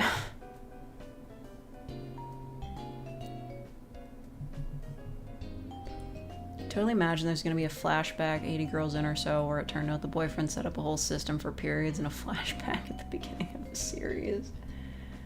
Yeah, I mean, I guess we just have to imagine that the 100 Girlfriends writer just doesn't have a girlfriend and never has.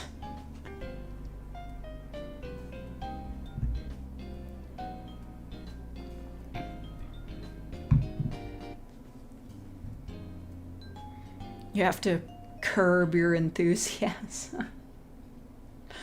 Oh, God.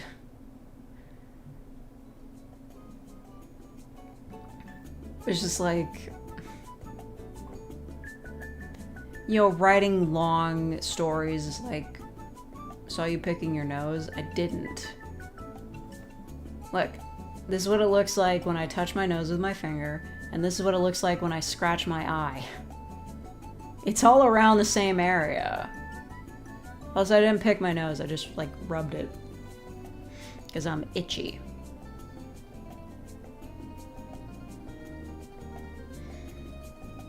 Oh yeah, there's like a whole subreddit for that, like men writing women or bad women's anatomy.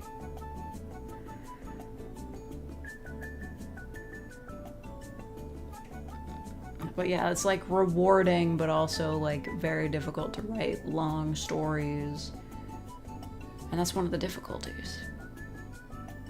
People who watch ASMR for comfort aren't gonna enjoy it as much. Is it set in a 40k universe? Because if so, they should know what they're getting into. No, wait, you said it's like an original apocalypse. I mean, that could still take place in the 40k universe. And Shalashi has mites and fleas. No, I don't. I just have an itchy nose. I used to think about this sometimes when I would watch like musicians performing on TV. Like, they show a close-up of their face and I'm like, what if their nose itches? But they're in the middle of the song and they can't itch their nose because like they're playing guitar.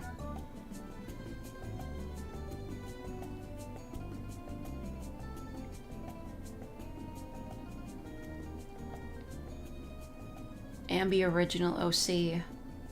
The original OC suffering. You have to create blurbos so that you can make them suffer. And like a not so kawaii manner. And then people will write the AU where everything is fine. And it won't be as interesting. Look, I understand Jujutsu Kaisen, a little bit hard to write fanfics for because the story is so tight, but you gotta avoid the no powers AU. It's so fucking boring. Why do they keep writing Choso as a drug dealer? What the fuck?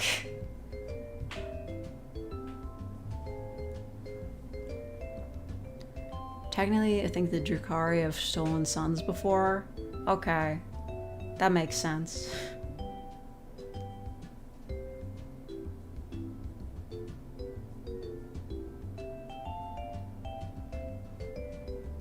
Technically, headcanon is 40k, and that's what happened to the sun. Yeah. The Phantom thing where for Dark Horse stuff, it's all fluff. Yeah. You gotta, like, really thread the needle on that. Like, if you want like a mixture of like wholesome and horrifying, you gotta like make a thing that's like kind of regular but like a little bit scary. You just gotta like you gotta look over the abyss, the edge of the abyss occasionally and just be like, hey, what's over there? Then people will make up the rest on their own. Yeah, Iron Lung. Look, I saw a lot of great fan art for Iron Lung, and then Project Hail Mary came out and they were like, what if Ryan Gosling and Markiplier were like super cute together? And I'm like, I respect it. I respect that kind of crack shipping. You know, I always thought Clan Techie and Matt the Radar Technician would have been cute together, but it does nothing for me.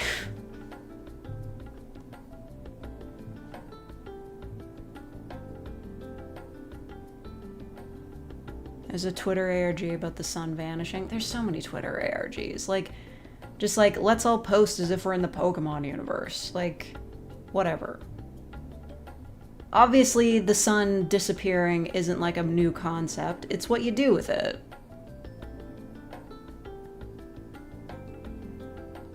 Yeah. It's just...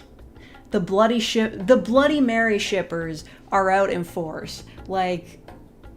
I'm following someone on Tumblr who, like, usually just posts regular, like, Devil May Cry stuff.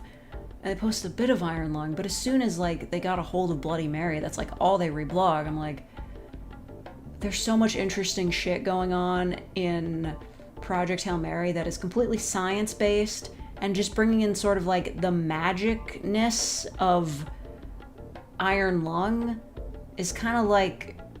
disruptive to everything that I found really interesting about Project Hail Mary. Like, I liked the hard science elements. Just having Markiplier teleport in doesn't do much for me.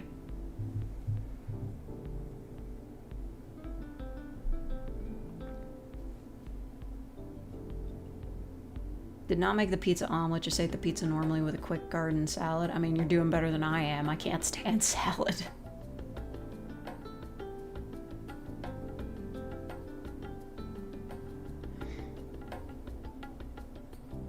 You're clean now. Ingles just like disappearing to take care of like self-care tasks, eating food, showering. I record tonight or be lazy and do it tomorrow. I mean,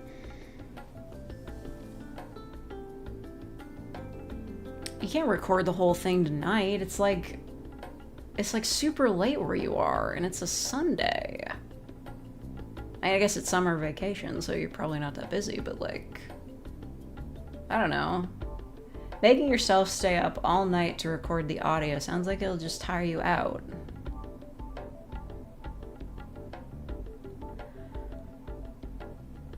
Wish I like salad. I'm trying to lose weight. I mean, losing weight isn't so much about what you eat, but what you don't eat.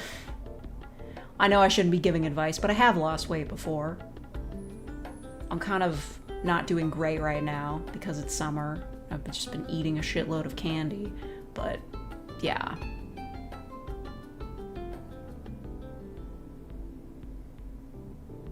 I should eat more lentils. You know what I really need? You know what I really need? Fiber. They say fiber keeps you fuller longer, and I really need that.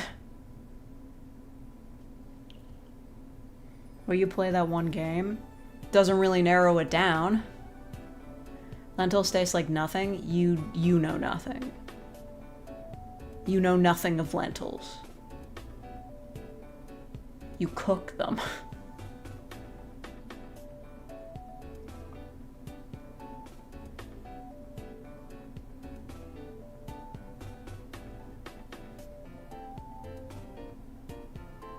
Feel kind of meh, which historically when I try to force myself to record when that happens, it doesn't result in the best performance. Well, listen, it's late at night. It's like super hot. It's the middle of summer. Like, be easy on yourself. Just do it tomorrow. I know it's not good to like put it off, but there are some times when like you genuinely cannot be in like a state to record and you just gotta do it later. I've tried to force myself to record when like my body is just like not in a good state for it. It's awful. It's a terrible time. I don't know if the recordings turn out good or not, because like they always sound the same to me. Yeah, besides, it's like the weekend.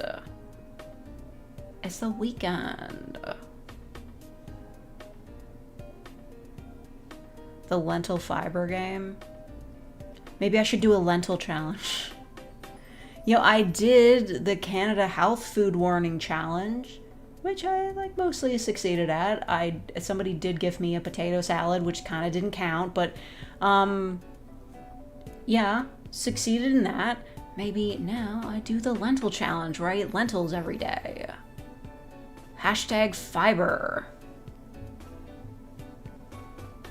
What tastes bad? Quinoa? I don't even know what quinoa is at this point. Come back to it tomorrow after I've gone outside. Yeah, outside time is good. Not here though. There's so much fucking wildfire smoke in the air. It's bad. R.I.P. Quebec. Olives are a solid A tier. I don't like olives. Keep pronouncing quinoa as it's spelt. The only reason I don't is because I watched Gale. I know Chris Fleming's never gonna bring it back, but Gale's such a goated series. It's so funny. At least I'm pretty sure Gale says quinoa in that show, but I could be wrong. Maybe, you know what? If Chris Fleming has never said quinoa in a video, I'll eat my hat. He's definitely said it at some point. Specifically for Gale, it was her couscous stash. Which I don't know what that is either. Just been antsy because I ended up wasting a week working on a commission I had to cancel. Oh no, what happened?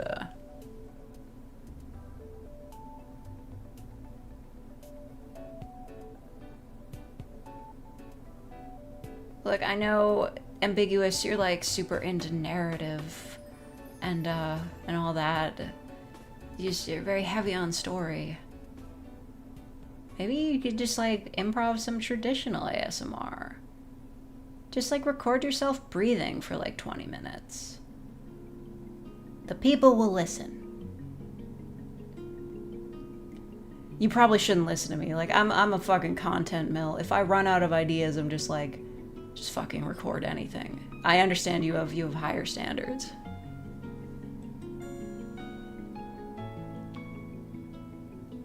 Tomorrow's the coldest day we're getting for like a week. Well, I guess that's a good day to stay inside and work then. Or go for a walk and get boba. Also a great Chris Fleming song. So you got the self-care routine down. Yes. So you got the self-care routine. You get the boba. Do you eat the boba? I've never been able to figure this out. Do you eat, when you drink the boba, do you eat it?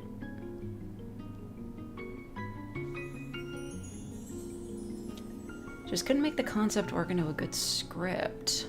Huh. Terminators don't really, like, talk. I guess. What about the guy in Terminator 2? He was talking all the time.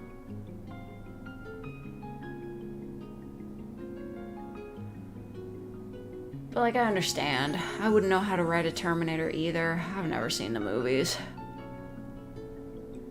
Boba takes on the flavor of what it's submerged in. Okay, I've never had it. I don't think I would enjoy eating it.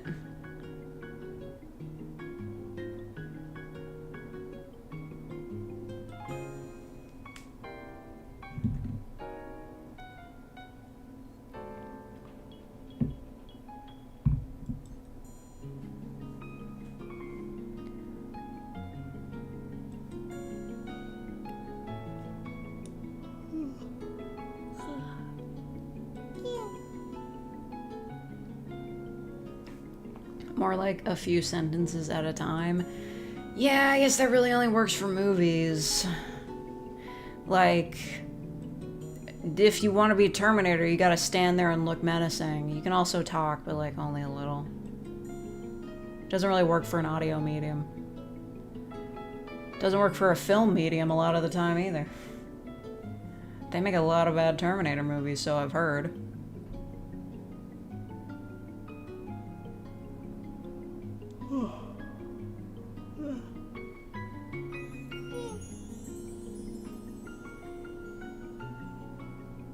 I don't have to yeah every time I yawn, but I do it for my cuteness factor.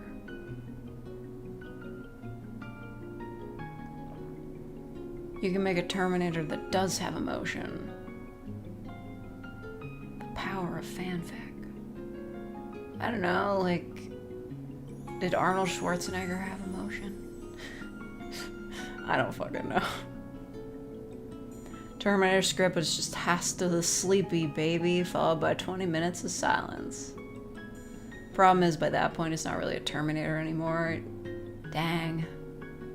You take the fanfic biz serious, Ambi. I respect. I could never do that.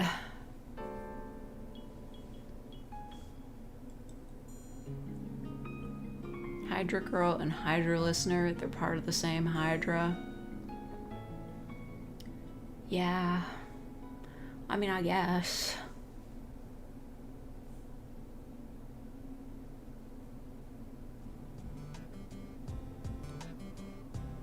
Yeah.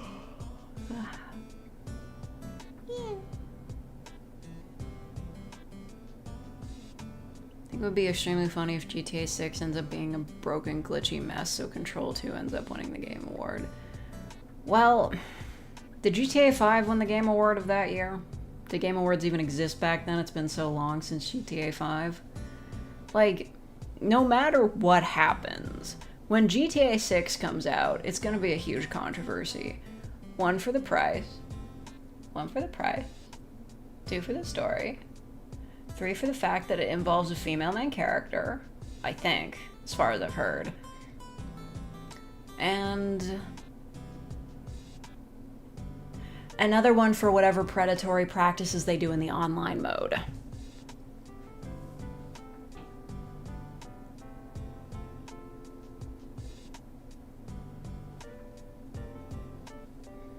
Like writing things like canon accurate, or at least as close as I can get. God.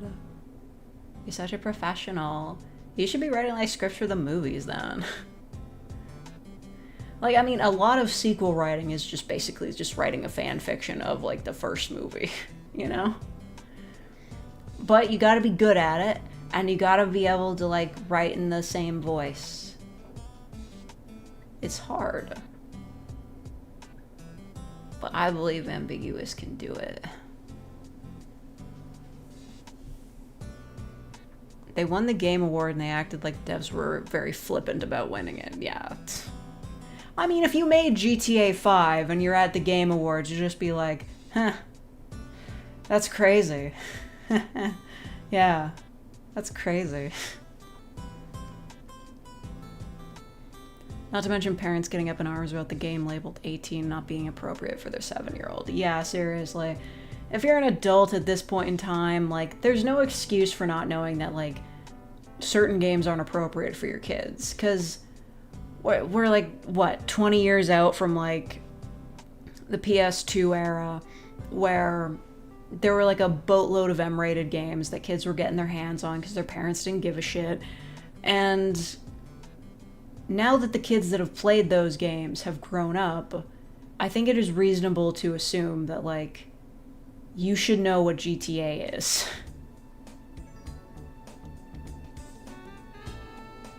Want to go legit eventually with writing plus VA stuff? I need to just be, like, not a uni student. Yeah. Yeah, sometimes I think about getting, like, a good, like... Yeah, they sell those. They sell recording booths that you can build yourself. I've seen them. You just like set them up. They've got like the soundproofing and everything. It's just like got a door on it. It's kind of fun looking. I don't know if I'd have room for it in my apartment. And the reason why I don't bother is because nobody ever seems to give a shit about the sound quality. There was one time when like my audio was really echoey, and that was the only time anybody ever mentioned it being bad. Most people are just listening to this on like their cheap ass Bluetooth headphones and they don't care. Best during fake to put together a demo. Yes, I know. I keep forgetting.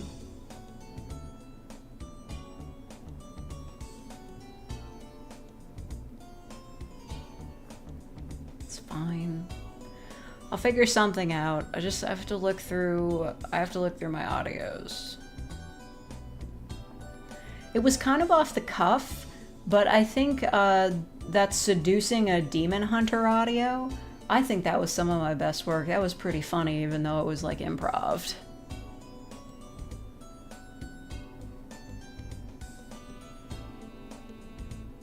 Been pestering Fake to put together a mixtape. Just like remixing my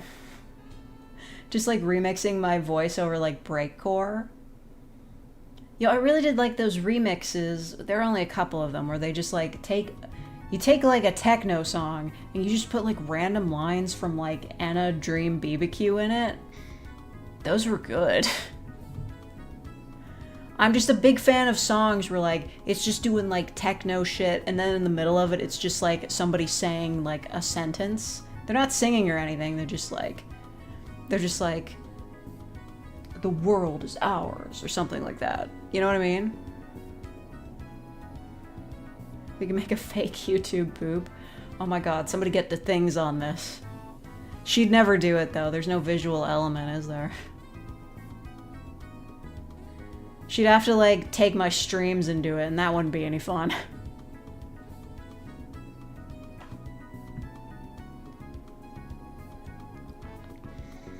I've rewatched that like deer YouTube poop like a bunch of times. I think it's so great. It's just so fun. Acorns. Gaycorns. Oreos.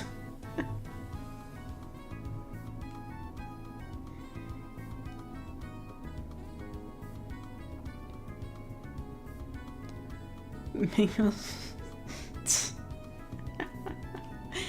Trawling through 4 years of audios to recreate We Could Be Bees. I say that all the time. You don't have to recreate shit. I say we could be bees. I say that every day of my life. You're gonna make a shit post for me? Aw, that would be nice. The Phantom Menace, but Fake's voicing every character. I could just do that. Any word on the new payment processor? Listen, technically Stripe works. I don't think it'll dox me. I have been considering asking somebody to just send me $3 on Ko-fi though and just see if like they get the receipt and it like has my address on it. Like somebody I trust. For some reason, you can't pause Ko-fi. You can't just be like, oh yes, disable accepting payments. It doesn't let you do that.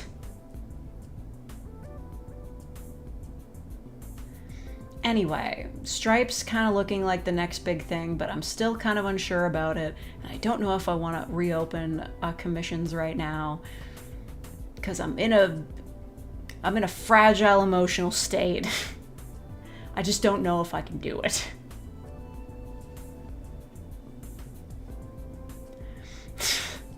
We should make our own version of that Normal Boots dating sim with other VAs to age poorly in like 2 years. Knowing the shelf life of certain like ASMR role players around these parts, that shit could age poorly in 3 to 6 weeks. I have followed.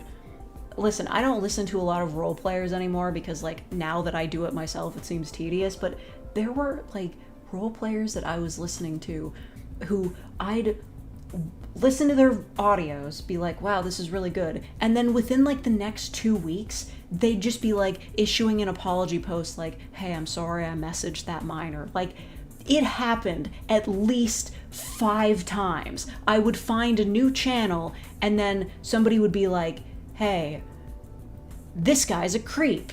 It happened too many times. And then they'd take their channel down and their audios would be lost forever. Which, like, I had mixed feelings about because even though they were really great audios, I was just like, do I really want to listen to this? Take bets on who gets canceled first. Listen, the fact that I am still here after all this time is actually a great victory and also a biting indictment of how long these channels usually last. Oh yeah, I forgot about Faniva. She just completely jumped ship, didn't she? Along with Biohazard. God. I try not to think about it, you know? That was the first time I was like actually friends with somebody who got that happen. Like, oh sweet, a Kofi. Who did it?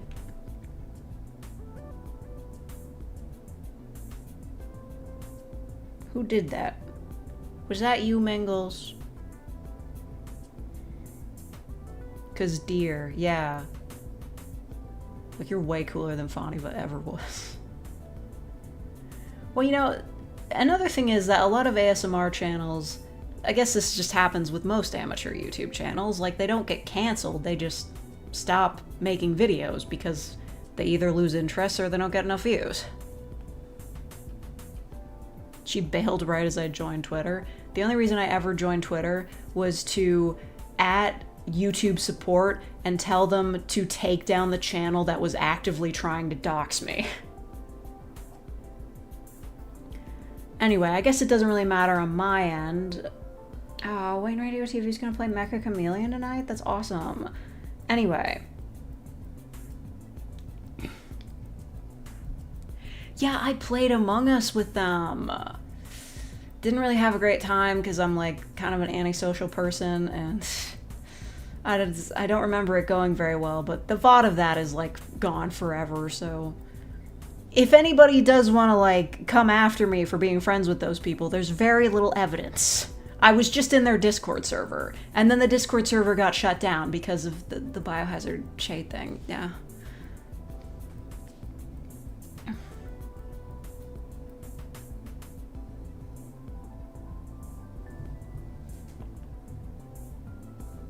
It's just like, it wasn't good. Anyway, that's all on your end, Mingles. Listen, I trust you on this. If you see any addresses or phone numbers in your receipt, please make me aware of them and don't tell anybody.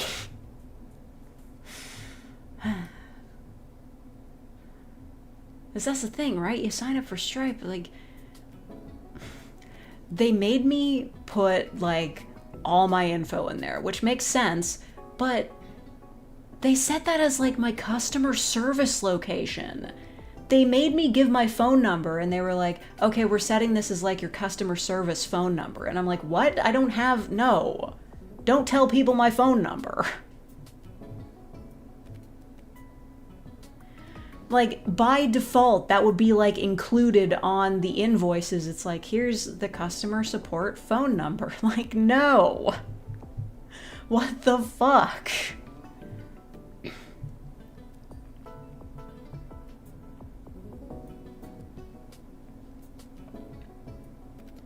Drama-wise, I think that Robin guy finally got nuked off the site. I mean, he'll be back.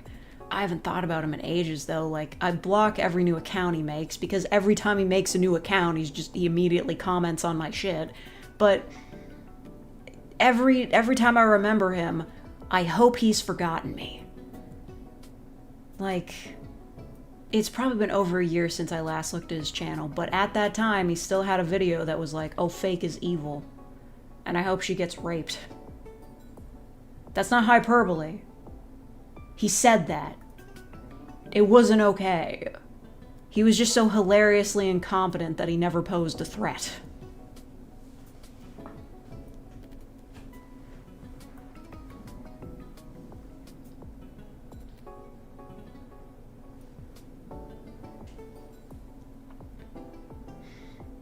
It was kind of funny how he wanted to pirate my not safe for work audios, though.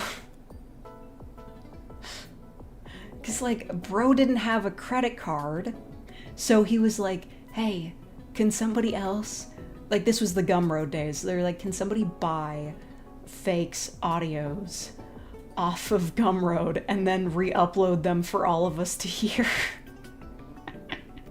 It's like, bro, you hate me, but you still want to hear me, doing the not safe for work? You fucking freak. Yeah, Fake's a terrible person. Also, can I have her porn? Like, dude was straight up delusional. He literally believed, like, He was mad at me for having fictional characters in my audios that die and get hurt, because he believes that fictional characters exist in another universe, and when you write things that are bad that happen to them, they actually happen to them in that alternate universe. Bro was cracked, and he needed to be medicated. I say this with 100% sincerity. Brother needed help that he was not getting.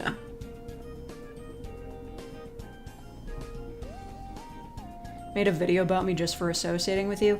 Oh yeah, like, I used to collab with, like, some random people, like, and, you know, one of the people I collabed with did also disappear, like, again, just like another completely gone channel. But I collabed with a guy where I played a Yunarii girl or something like that, and he commented on the video saying that I was a terrible person. Just anybody I collabed with, he would just show up in their comment section.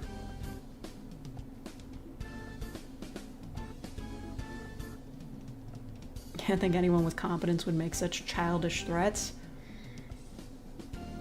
His videos were like... They're like those... Who was it? I can't remember. You know that, like, that celebrity that had a guy who was gonna, like, mail a bomb to her, and he had, like, all those videos of himself in, like, his basement acting fucking crazy? His videos reminded me a lot of that. Also, he didn't have any editing software or understand how to edit his videos at all, so he would just write out his manifesto on, like, big pieces of paper and then film them. It was very concerning. It looks safe? Okay, so, like, you didn't see any addresses or, like, postal codes or anything on there? I know it's just Ko-fi, but, like, it's important to me. Because Ko-fi, I set it up for that, and they were just like, yeah, this is all going to appear on the receipt. And I was like, don't do that. Okay, good. I can open my Ko-fi again. I'll do that after the stream. Thank you, Mingles. And thank you for the $3. I really appreciate it. Yeah. That was very nice of you.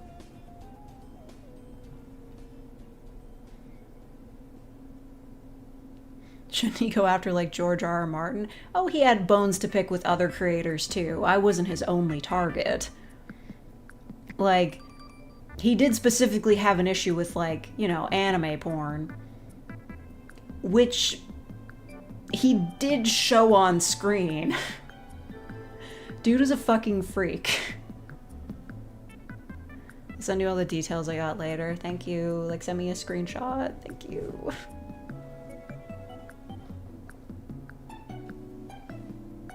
Did that to me the first time we collabed. Yep, bro is obsessed. I hope he's forgotten me. If you know where his channel is, don't comment on it. Just ignore him. I want him to be ignored and forgotten. Oh, thank you, Ambiguous, for being a real faker for 48 months. Something witty. Oh my god. Ambiguous, that was so witty. Just always coming up with these banger one-liners. God damn, Ambi. It's not enough attention on mental health literally anywhere, yeah. That one Doctor Who creator who killed his wife and tried to use a pre-recorded stream. I watched the whole video about that from, like, somebody who used to be one of his fans. And God, like, that story pissed me off. Like, obviously because he killed his pregnant girlfriend, probably because he wasn't happy that she was pregnant. Like, one of the top causes of death among pregnant women is, like, homicide. It's disgusting. But also, motherfucker thought he was the Riddler or some shit. Like, just, like, leaving hints in his live stream. Like, you could see those clips of him, like, mentioning the woman he killed by name, putting up the James Bond poster with, like, die in the title. Motherfucker thought he was slick. Like, it just makes me want to punch the motherfucker in the face. He left hints. He left hints.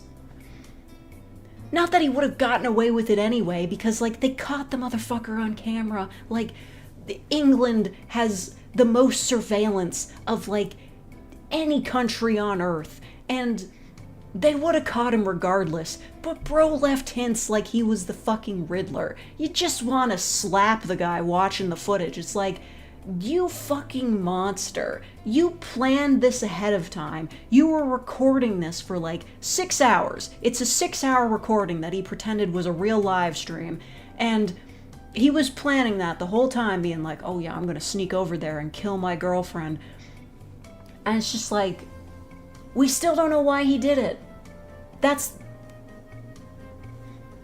Man was 2 steps off the newspaper clipping letters.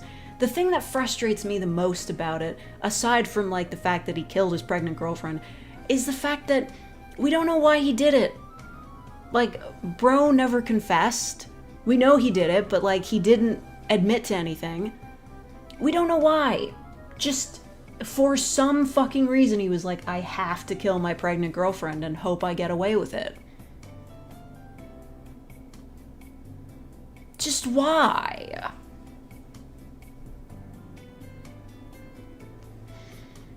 I'm sorry, I know that's completely, like, it's a little bit off topic, but I've just been, like, there was recently an update in his case where, like, they had to keep him in, like, confinement because people were beating the shit out of him in prison because he killed his pregnant girlfriend, like, obviously.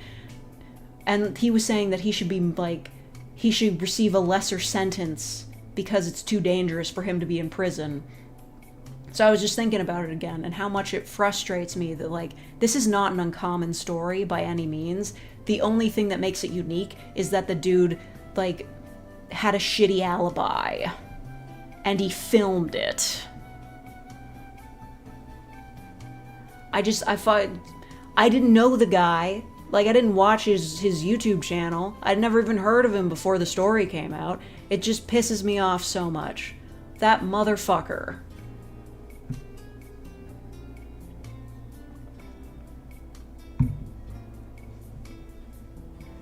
See that mockumentary, the video game that killed its creator, where a guy says video games and jumps out the window of his apartment?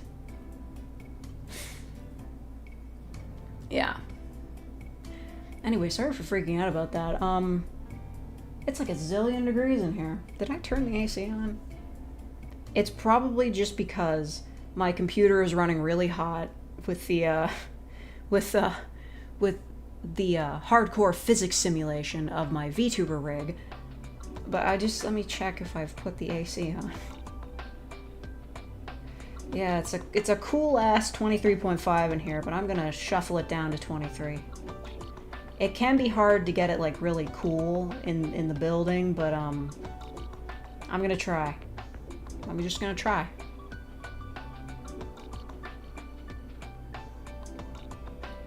I keep my apartment at 23.5 no matter what time of year it is. In the winter, it's just warm enough, and in the summer, it's just cold enough. Okay, I do get an alert on Stripe when I get a payment. Perfect. Okay. It gives me the payment code and the email address of the person who sent it to me. Thank you for confirming this for me, Mangles.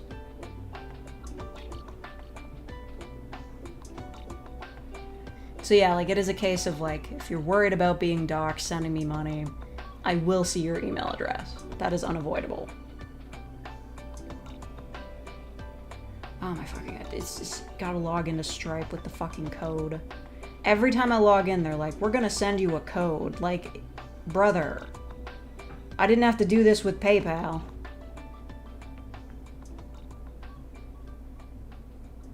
I want to see a story where someone got so focused on getting their alibi in place they forgot to actually do the crime. Yeah, like somebody who wants to be like a Riddler type and like set up hints to their crimes, and then they just realize that they really want to make escape rooms. A Jigsaw good ending. A Jigsaw where he goes to an escape room and he's like, huh, I could use this setup in my saw trap. Or no, wait, hold on. Great, like, Jigsaw parody video that might be like 5 minutes long, where he goes to an escape room, he like sees something interesting there, and he's like, I could use this in my Jigsaw trap. And then the next person he captures, like, gets out of it really easily because they also went to that exact same escape room. A jigsaw pacifist route? Yeah. Dude was an engineer. He could have made some really killer escape rooms. That's better than Gumroad where you could see names. Hey. I'm a professional. I would never rat somebody out for purchasing my audios. And I would never say anybody's names. I mean, it's not really all that different. Like, if you buy something from Amazon, they know what your name is, so it's not that strange. But, you know, I'm a professional. And most of the people who bought audios from me, like, literally just said, hey, I bought an audio from you.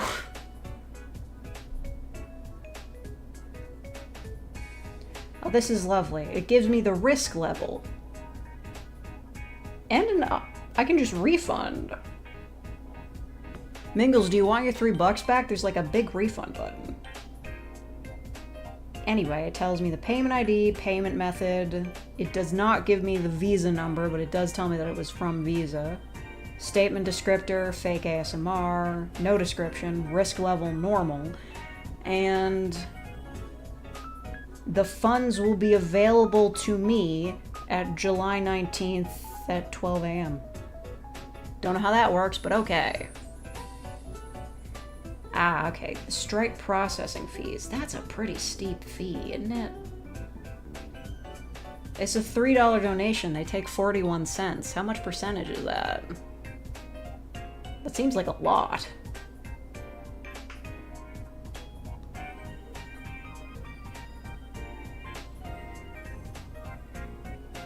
And now here's something. They give me a lot of fucking info on this, actually. If you're using Stripe, you might want to be careful just even sending money. This isn't enough to dox somebody with, but it's more info than I'm comfortable, like, having access to.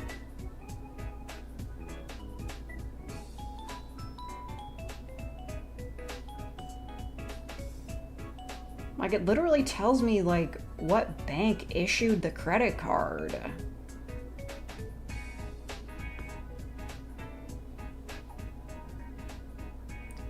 Bro's postal code. That's kind of scary.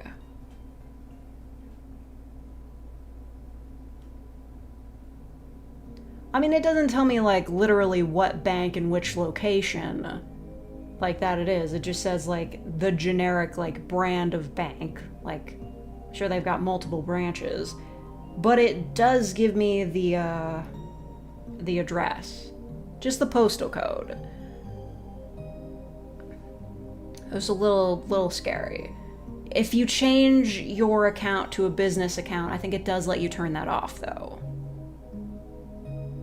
I don't know if Mingles is still here. I better warn him about that later.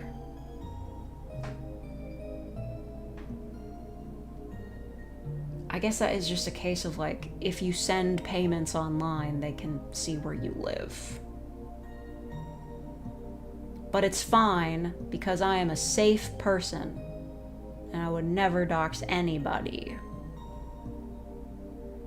That postal code, bank. We don't know which bank in particular, but that is still a little bit concerning. Sleeper agent trigger words just got texted to me. Fake actually has me on hold to go assassinate Mingles the moment she acquires his address. I mean, it is just a postal code. That tells you a lot, but it doesn't give you the exact address, I don't think. Not that I'm gonna look it up. It also tells me when his credit card expires. That's a lot of information. It doesn't give me the number, which is, like, the important bit, like, obviously, but that's still a lot of information. This feels like a huge security risk. Not for me at this point, because, like, Mingles has informed me, like, he didn't see my address or anything on there, but for the people sending me money, though, why would anyone need this information? Well, Stripe is they're running like business accounts. So if you were selling physical products on your website through Stripe, you might need to like confirm that like the person sending it is really from where they say they are, or just to get confirmation on their postal code, that sort of thing. So I do understand why this is here, but I didn't need to know all this. Probably not a great idea.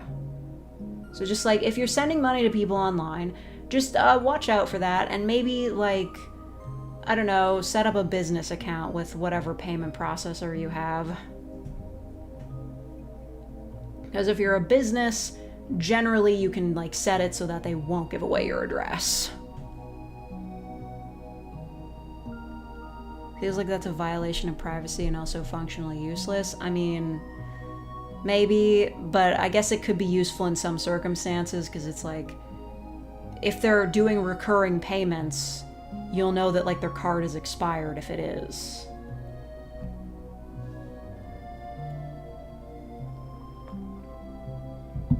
I'm not saying it's good, like, that could be a reason, it's just weird.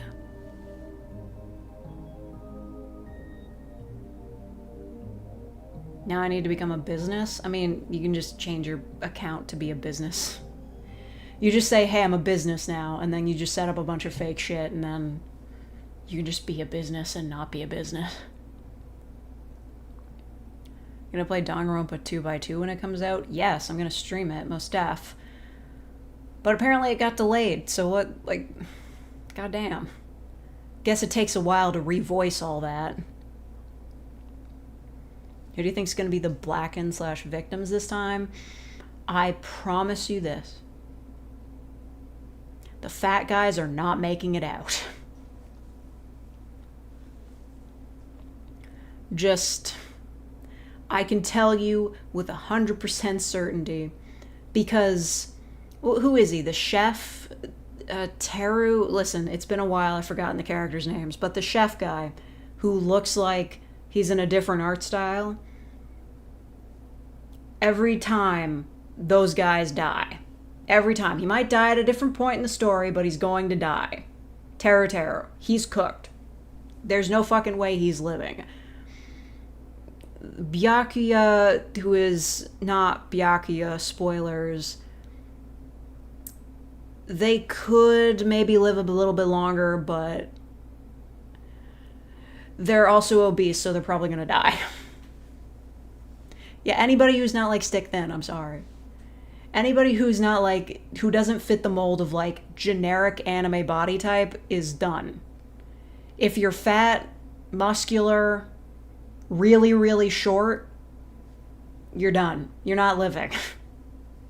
They can rewrite the story as many times as they want. There is not a universe in which Teru is gonna live, Byakuya, or I forget the muscular guy's name.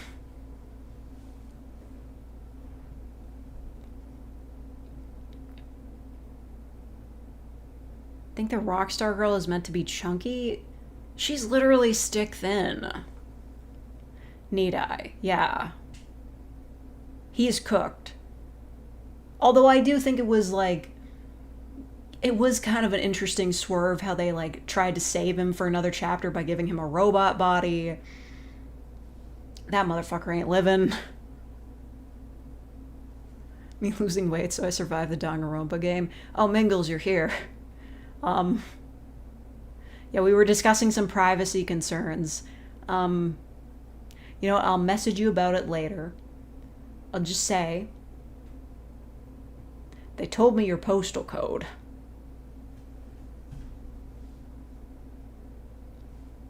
It's fucked up. Oh, we ran out of music.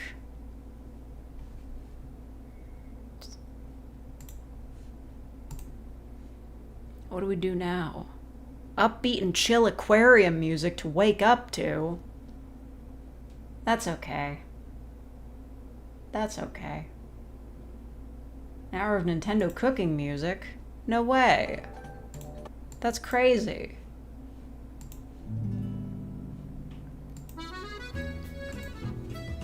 That seems kind of loud.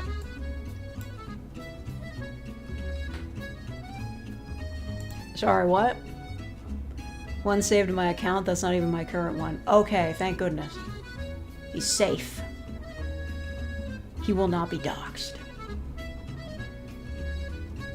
Progress on the payment processing, yes. But when commissions do open up again, I'm going to be using the invoice system. It's just easier that way. Yeah, I thought it was really skirting around PayPal's regulations by just having people send me the money, but now I'll just send invoices with links. You can pay with your credit card or something, I don't know. Still gotta test it. Ambiguous has been activated and now is on her way to your location. Thinking of the swimmer girl from the first game. Oh my god. It was not fucking fair what they did to her brother.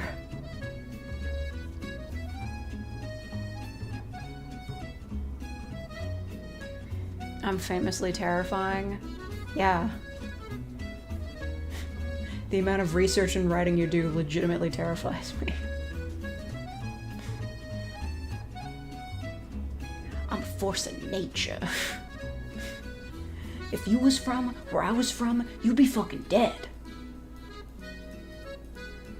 Fujisaki's dad was kind of fine. A little bit.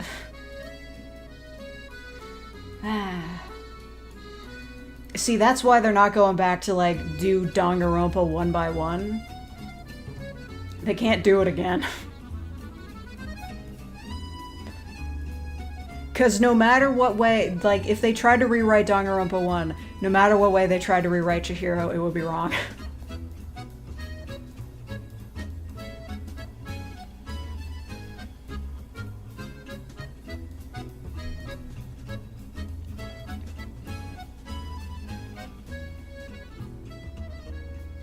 Half the comments on the Lizard Woman audio are just people reacting to the TF2 line I referenced. Classic. Look, if I was from England, I'd definitely be dead. Of heat exhaustion. Having air conditioning is fucking awesome. What if Chihiro ended up surviving? Yeah. But that still brings into issues of gender identity. Like, say Chihiro ends up surviving. What do we do with her? Does she admit that she feels more comfortable as a woman and is just like a trans girl? Or does she like focus on herself to get stronger? Because like, listen, her pretending to be a girl just because like she didn't feel strong enough as a boy is like already a pretty weak justification. Like, just what do you fucking do? Do you just have her be like, yeah, I'm a trans girl. I've done a Bridget from Guilty Gear and I'm just a girl now, and that's fine. Or they'll just be like, yeah, I've started lifting weights and I feel more confident in myself. I'm gonna be a boy now. Either way, just, it's... Either way, people are gonna be mad. The whole Chihiro thing is too much of a minefield. They literally can never do it again. Funniest option, Chihiro's gender is not mentioned or relevant at all. Also, Makoto becomes trans femme. Hey, how about they rewrite Danganronpa V3 so that there's actually a female protagonist through the whole fucking game? Just say, having a female protagonist, that was like a pretty cool move, and the way they got rid of her was kind of bullshit. But yeah, Chihiro's gender is never mentioned or relevant, and Makoto becomes trans femme. I can buy it. Sure. What if they take a third option, make Chihiro a trans mask? That's the Tumblr approach.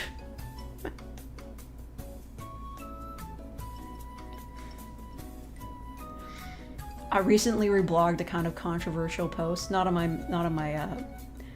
main, like on my main, not on the fake one, where it was talking about like how a lot of trans headcanons don't make any sense because they'll have a character that's transitioned to the gender that they are in the story, and it doesn't make any sense. Because, like, they'll do it for a character whose character arc is them being completely unsure of themselves and not knowing where they belong in life. And it's like, I don't think that character has had enough, like, actualization to be, like, fully transitioned to the point where they pass as cis. I just don't really believe that. 8A dies and Shuichi transitions. Yes. Also have Rentaro do anything? Oh yeah, I forgot about him.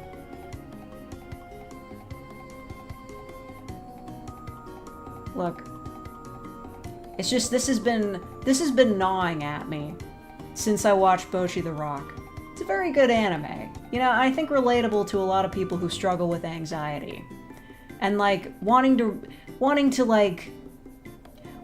make something of themselves. It probably resonates with a lot of young musicians too. I don't think Bocchi's a trans girl. Like, she's too anxious to enter a nice-looking cafe by herself.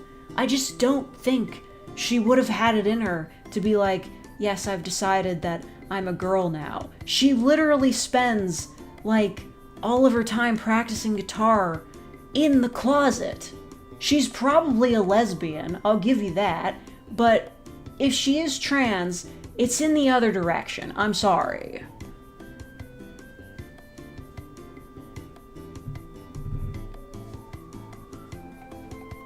They make Komaro x Fukawa canon. Okay. Listen, there's a lot of characters in Danganronpa. Is that Ultra Despair Girls? If that is Ultra Despair Girls, I agree. Fake, I didn't know you were anti-trans. I just think she's trans in a different direction.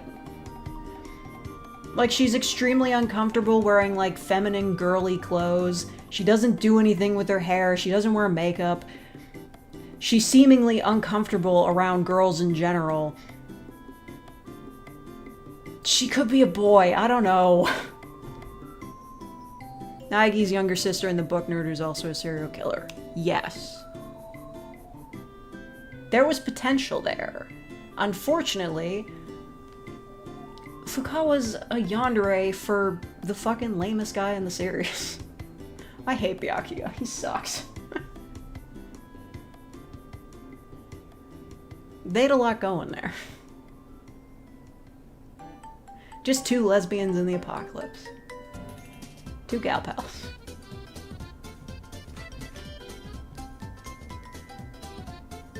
Fun song. Byakuya is just like inferior Nagito. Wow. Fucking get his ass.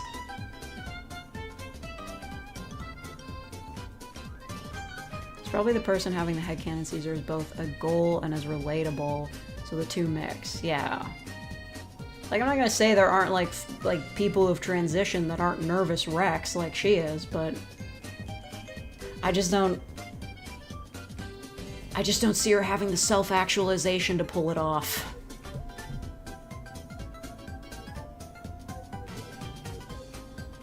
Lamest guy in the series, which is impressive when the Dojin guy exists. He's at least an artist. Look, he was the best Dojin artist. That's why they put him in the school. He was the best at that. Still died because he was fat, though. What do you think about the football yaoi? I wasn't really following it. I'll be honest, that Norwegian guy really isn't my type, so... Let me fuck with this crime scene in a death game for no good reason. Yeah. He didn't even have a reason to do that. What was his special ability? Like... Actually, I don't remember what his special ability was. Like, Kirigiri was the greatest detective, right? What was his thing? That he was just rich? Yeah, he was the ultimate rich kid. No, you know what? That totally is in line with his ultimate, because... What else do rich people do when they're bored but fuck shit up for other people? Ultimate Nepo baby.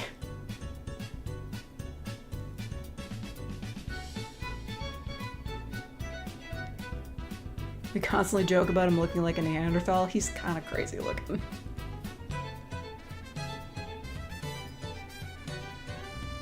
I want to see Sonya despise him. I mean, we had the Byakuya imitator in 2, but like, I guess they didn't interact that much.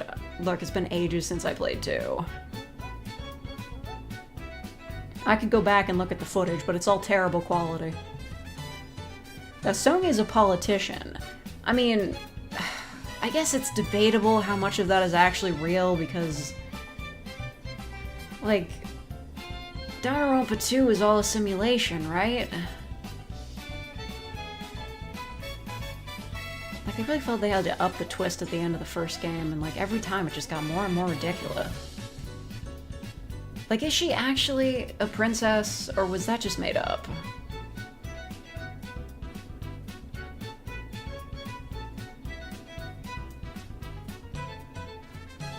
But I feel like Sonya would be like, why don't you use your wealth to help people?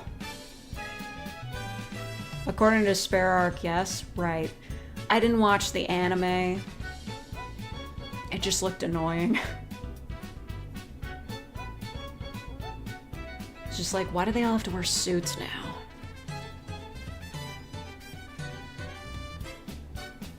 It's a simulation to reform Junko's henchmen, so it's probably real. Right. What kind of shit was going on that a princess could, like, fall to despair like that? Unless we accept V3's everything was fictional twist. It's... Don't even talk to me about V3. What a shit ending. Like, I get it, man. Like, when the viewers are commenting, they're like, I've been a fan for years, I've watched every season. Like, I get it, man. You didn't have to make it too complicated. I understand it's hard to justify why a bunch of teenagers would be in a death game like this, trapped in a school. You could literally just make it an AU every single time and nobody would care. Like, sure, 2 was a direct follow-up, fine. There was a twist, it was a simulation, but you literally could have set every other, like, subsequent game in an alternate universe that had nothing to do with Junko, and it would have been fine. Junko had the ultimate animator animate something to brainwash them. I'm glad I didn't watch the anime. School council killing game scene in the anime was good though. Okay. Maybe. Honestly, I have no idea what's going on. Oh my god, Mingles, have you never played Danganronpa? Well great, it's just been spoiled for you, so there's no point now. Don't try to catch up by watching the anime, it's inferior. And by the anime, I mean like the anime adaptation of the first game, not the anime sequel to the second game. That was also called 3, so they had to call the actual third game in this mainline series V3. Like, why are we even bothering trying to stick with continuity? Just set another game in an AU.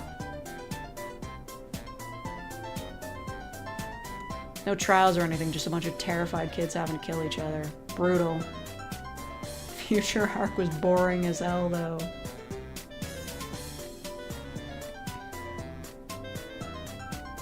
How'd you get him into this despair thing? You know how. Like, I'm sorry, it's just, I'll say that Junko probably wasn't above seducing people to do what she wanted. She basically bullied him into it. Yeah, like, Junko, famously, terrible person. She got a lot of shit done by being terrible. It was quite impressive, actually.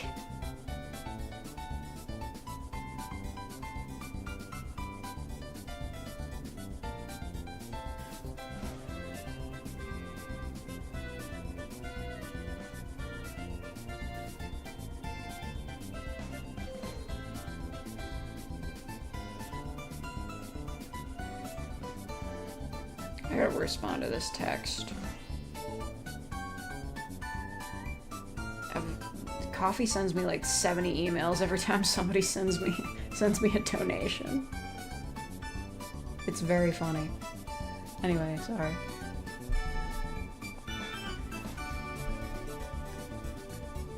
Her and Mukuro?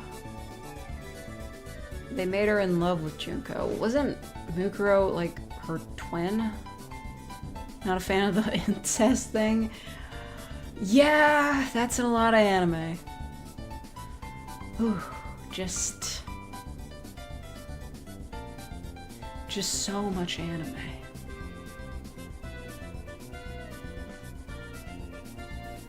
I'll just say it, Mukuro was like cuter than Junko though.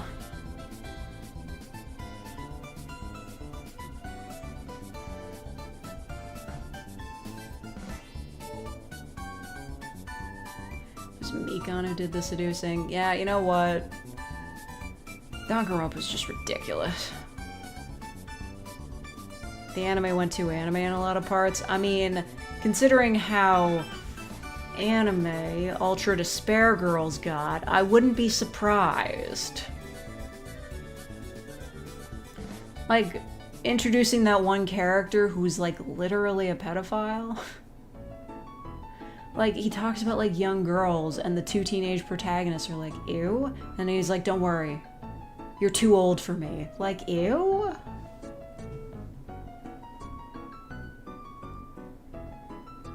I like that we can just blatantly see all of Kadaga's fetishes in his work. Gives it a real personal touch.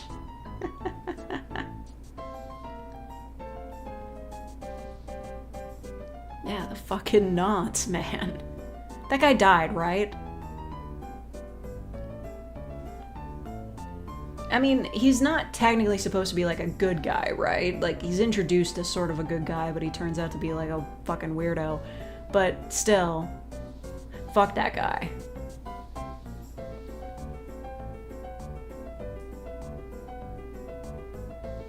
Sorry, I am sweating up a fucking storm in here. I don't know why it's so hot. It's probably because I'm sitting next to my PC. I'm also very hungry. I streamed for 3 hours. Yaoi romance anime is out now. I'm so glad that could be multiple things now. Do you know how fucking lucky I feel that we have yaoi isekai now? It's a fully produced 12-episode anime. And it was yaoi isekai. It was real.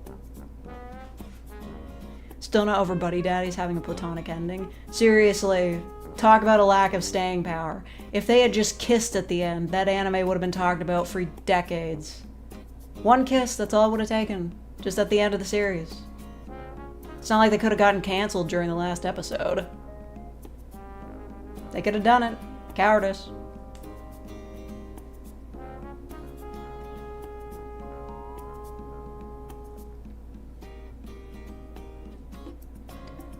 Hit me with the 24, then we can talk. I mean, to be fair, the anime, it didn't really have enough of a plot going on to last for 24 episodes, but what are you gonna do?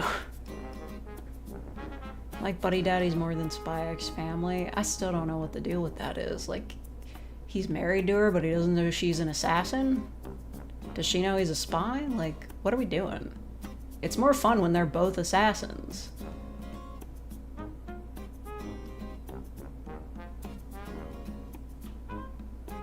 Am I heading out? I probably should. I'm like tired. My eyes don't hurt as much now though. Maybe the smoke's clearing, but I can't tell.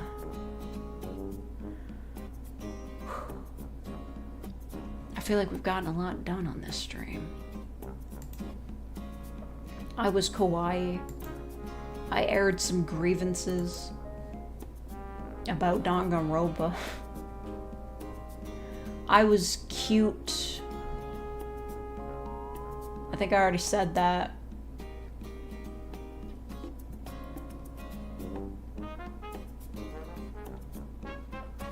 Spy, ex-assassin, both don't know the other is. Only the telepathic daughter knows what both are. See, that's not interesting to me. I do think Yor has some of the most bitchin' fits, though. She's, like, so pretty. She's like so pretty. Say it again. Okay, I was kawaii. Yeah. If it was yaoi, unfortunately I would be seated, but it's not. It's the hats being boring. Like, I'm sure there's like action scenes and stuff. I'm sure it has a very engaging plot.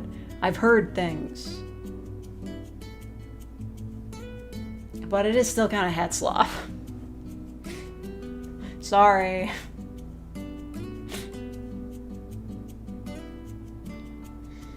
Like, whatever. Whatever.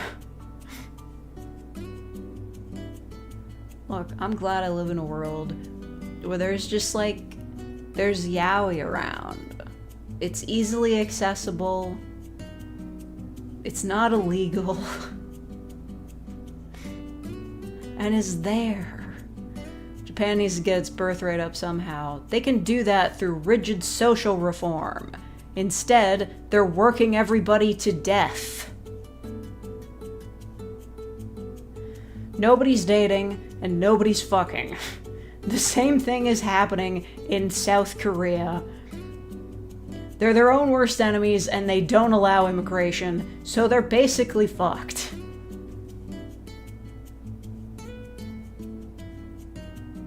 Yeah, they could encourage immigration. Unfortunately, Japan is very xenophobic. Not saying it's more than like most other places are, but like immigrating to Japan is not that easy. Not that I've like tried, I just have heard things. They like Norwegians though? Yeah, because Norwegians defeated Brazil. Whatever.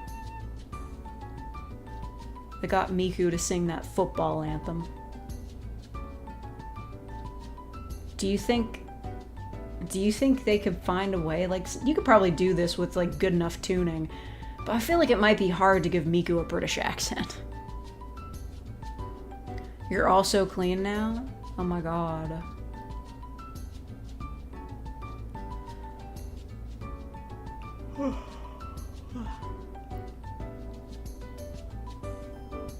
Imagine the governments of places like America or Japan would fix the problems the way they are is what made this happen in the first place. Yeah. People are like, oh, anti-immigrant, but I don't understand it. They're just from a different place and they came here. Like, yeah, they probably should go through the proper legal channels, but also the proper legal channels take forever and are kind of bullshit sometimes in their standards, so... Like, who fucking cares? Like, honestly, who cares? Like, who cares? Like, whatever, who cares?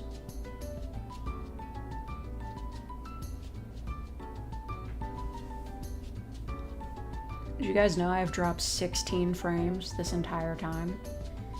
It's been like 3.5 hours and I've dropped 16 frames. You probably didn't even notice.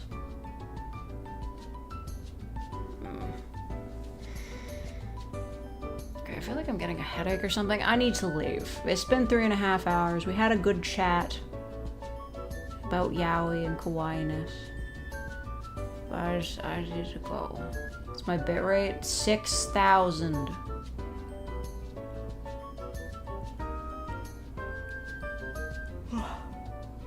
Imagine having a labor shortage and being anti-immigrant. No, like, seriously. It's like, oh, they're taking jobs from the regular citizens. The regular citizens, A, aren't picking up the slack, and B, don't want those jobs anyway. A lot of people don't have much to be proud of. Yeah. I mean, like, sometimes I get jealous of, like, really old countries with, like, a lot of history and, like, cultural traditions. Meanwhile, in Canada, we got, like, barbecue and maple syrup and, like, we got stuff we do, but we don't have, like, big cultural traditions with, like, hundreds of years of history. But then again, like, appeal to tradition allows for more fascism, so I don't know. Maybe it's not even worth it. My local church is older than your country. That's okay. I don't believe in the church.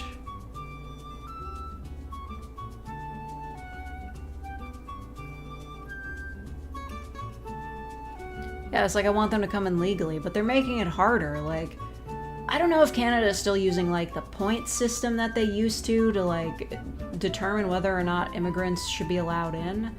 Like, you get a certain amount of points depending on what languages you speak, your skills. I think if you're like a surgeon, they just let you in. Fair enough. But yeah, it's incredibly difficult to be accepted into Canada. It sucks. Make it easier. Yeah, interesting history. Listen, I understand you guys were the bad guys a couple of times, not great, but you got like beer. Which isn't, I don't really care about beer, but you have the beer festivals. Those are important culturally. And also you have like, you know, cultural dress, like lederhosen and stuff. Canada doesn't really have, like, unless you are Aboriginal, to be fair. Like, the Aboriginals are like, they have a long storied tradition. They have traditional outfits and like ceremonies and all that. But if you are a Canadian whose family came over at some point in the 1800s, you don't really have like traditional like dress or like cultural history. We're just like, we have culture because like it's impossible to not have culture, but we don't have like big long traditions that people have been doing forever.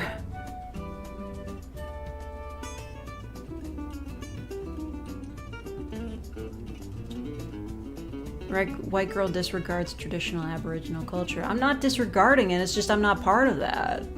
Like, yes, Aboriginal people have hundreds of years of history that they can, that are part of their tradition, and like they celebrate because they are Aboriginal. I'm not. I got no claim to that. They've got traditional like dress and all that. I don't have that because I'm not Aboriginal. I can't be a part of that.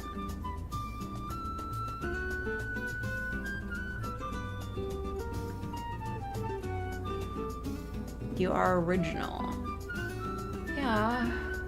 But like when I hear about like other countries having like big cultural events that they've been having for hundreds of years, I'm just like, man, that'd be kind of cool if we had that here.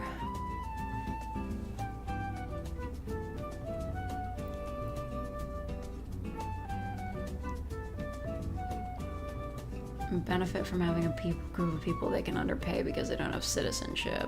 Blech. It sucks ass. Of course, like, they should make it easier to, like, immigrate to Canada, even from the US, because then you have all those horrible stories of people trying to sneak across the border in the dead of winter and dying in the cold. That's not okay. My God, just make it fucking easier. What if we just gave $1 million right now? I don't have $1 million to give to anybody.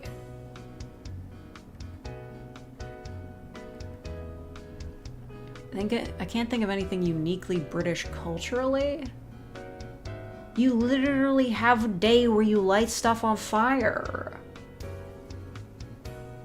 And you do have old castles. You've got your football chants. I've heard them.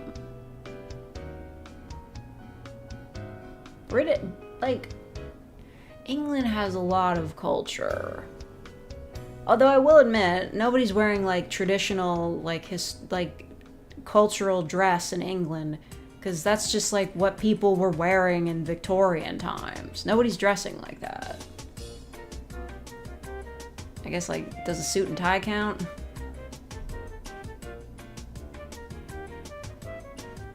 There's local stuff like cheese racing. That's a pretty big one.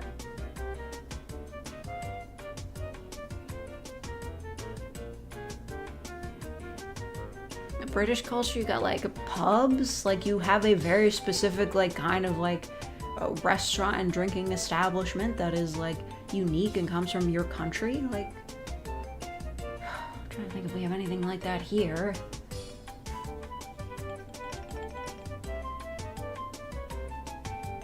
I mean, I can't really think of anything. Britain's main cultural export is transphobia, sadly. Yeah.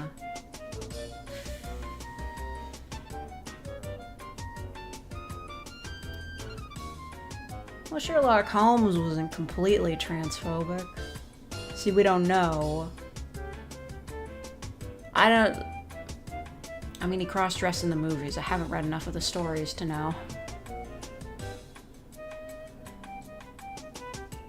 Really, I don't know enough about the world to know what's unique to Britain and what's basic Western stuff. Yeah, like, that's the thing. I live in Canada, which is a lot like the US, and therefore, like, we have a lot of assumed culture. Like, stuff that's become, like, famous the world over. So, like, if somebody's eating, like, pancakes here, people eat pancakes everywhere. Our most unique cultural food is... I've forgotten the name of it. Oh, give me a second. I'm so tired. One of you has to say it. You know what I mean.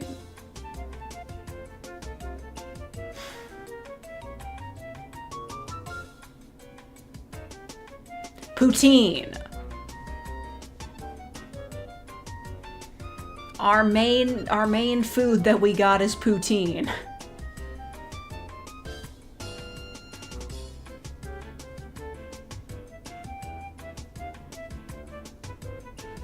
Yeah, I'm sorry, ambiguous. Like, maybe things will get better with the new guy? Maybe. Isn't poutine just like loaded fries? Yes, but it's specifically Canadian. At least calling it poutine is. We've got gravy and cheese curds. I don't like it because I don't like gravy or cheese curds, but it's our thing.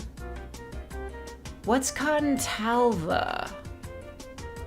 Oh, Cottontail VA. Sorry, it's so fucking hot in here. I think I need to end the stream. I just, like, read that really fucking fast. Cottontail VA. I didn't know she was Canadian.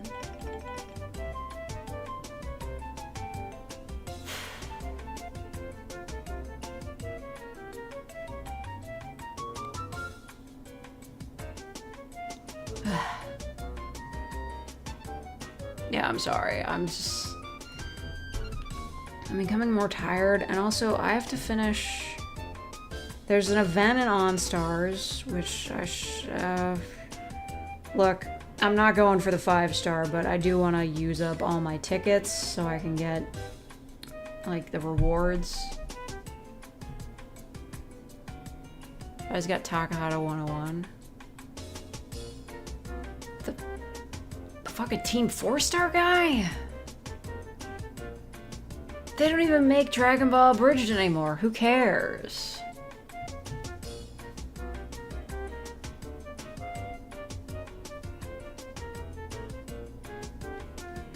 Anyway.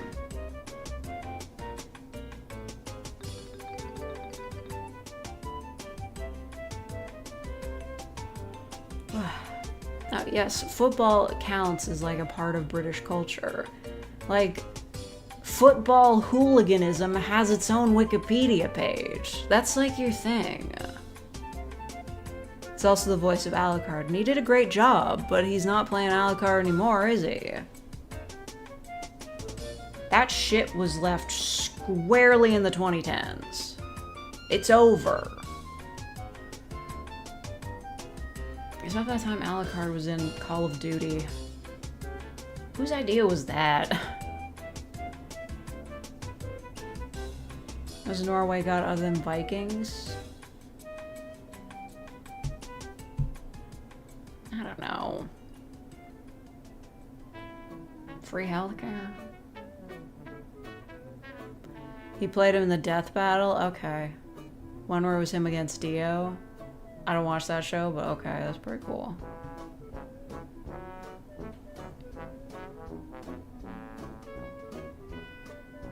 Okay, I'm like sweating like crazy. I need to go. This music is annoying me.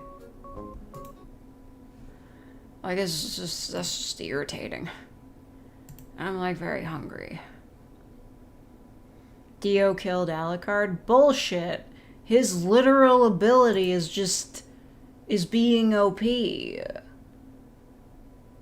fucking ate London, bro. That's so dumb. I mean, why wouldn't Alucard be able to defeat Dio? Jotaro defeated Dio.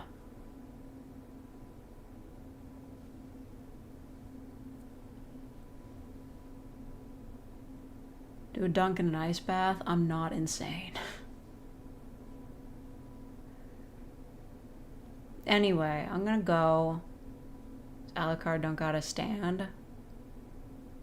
I guess, you know what? If you were able to freeze time for like 1 second, you might be able to defeat Alucard. Maybe.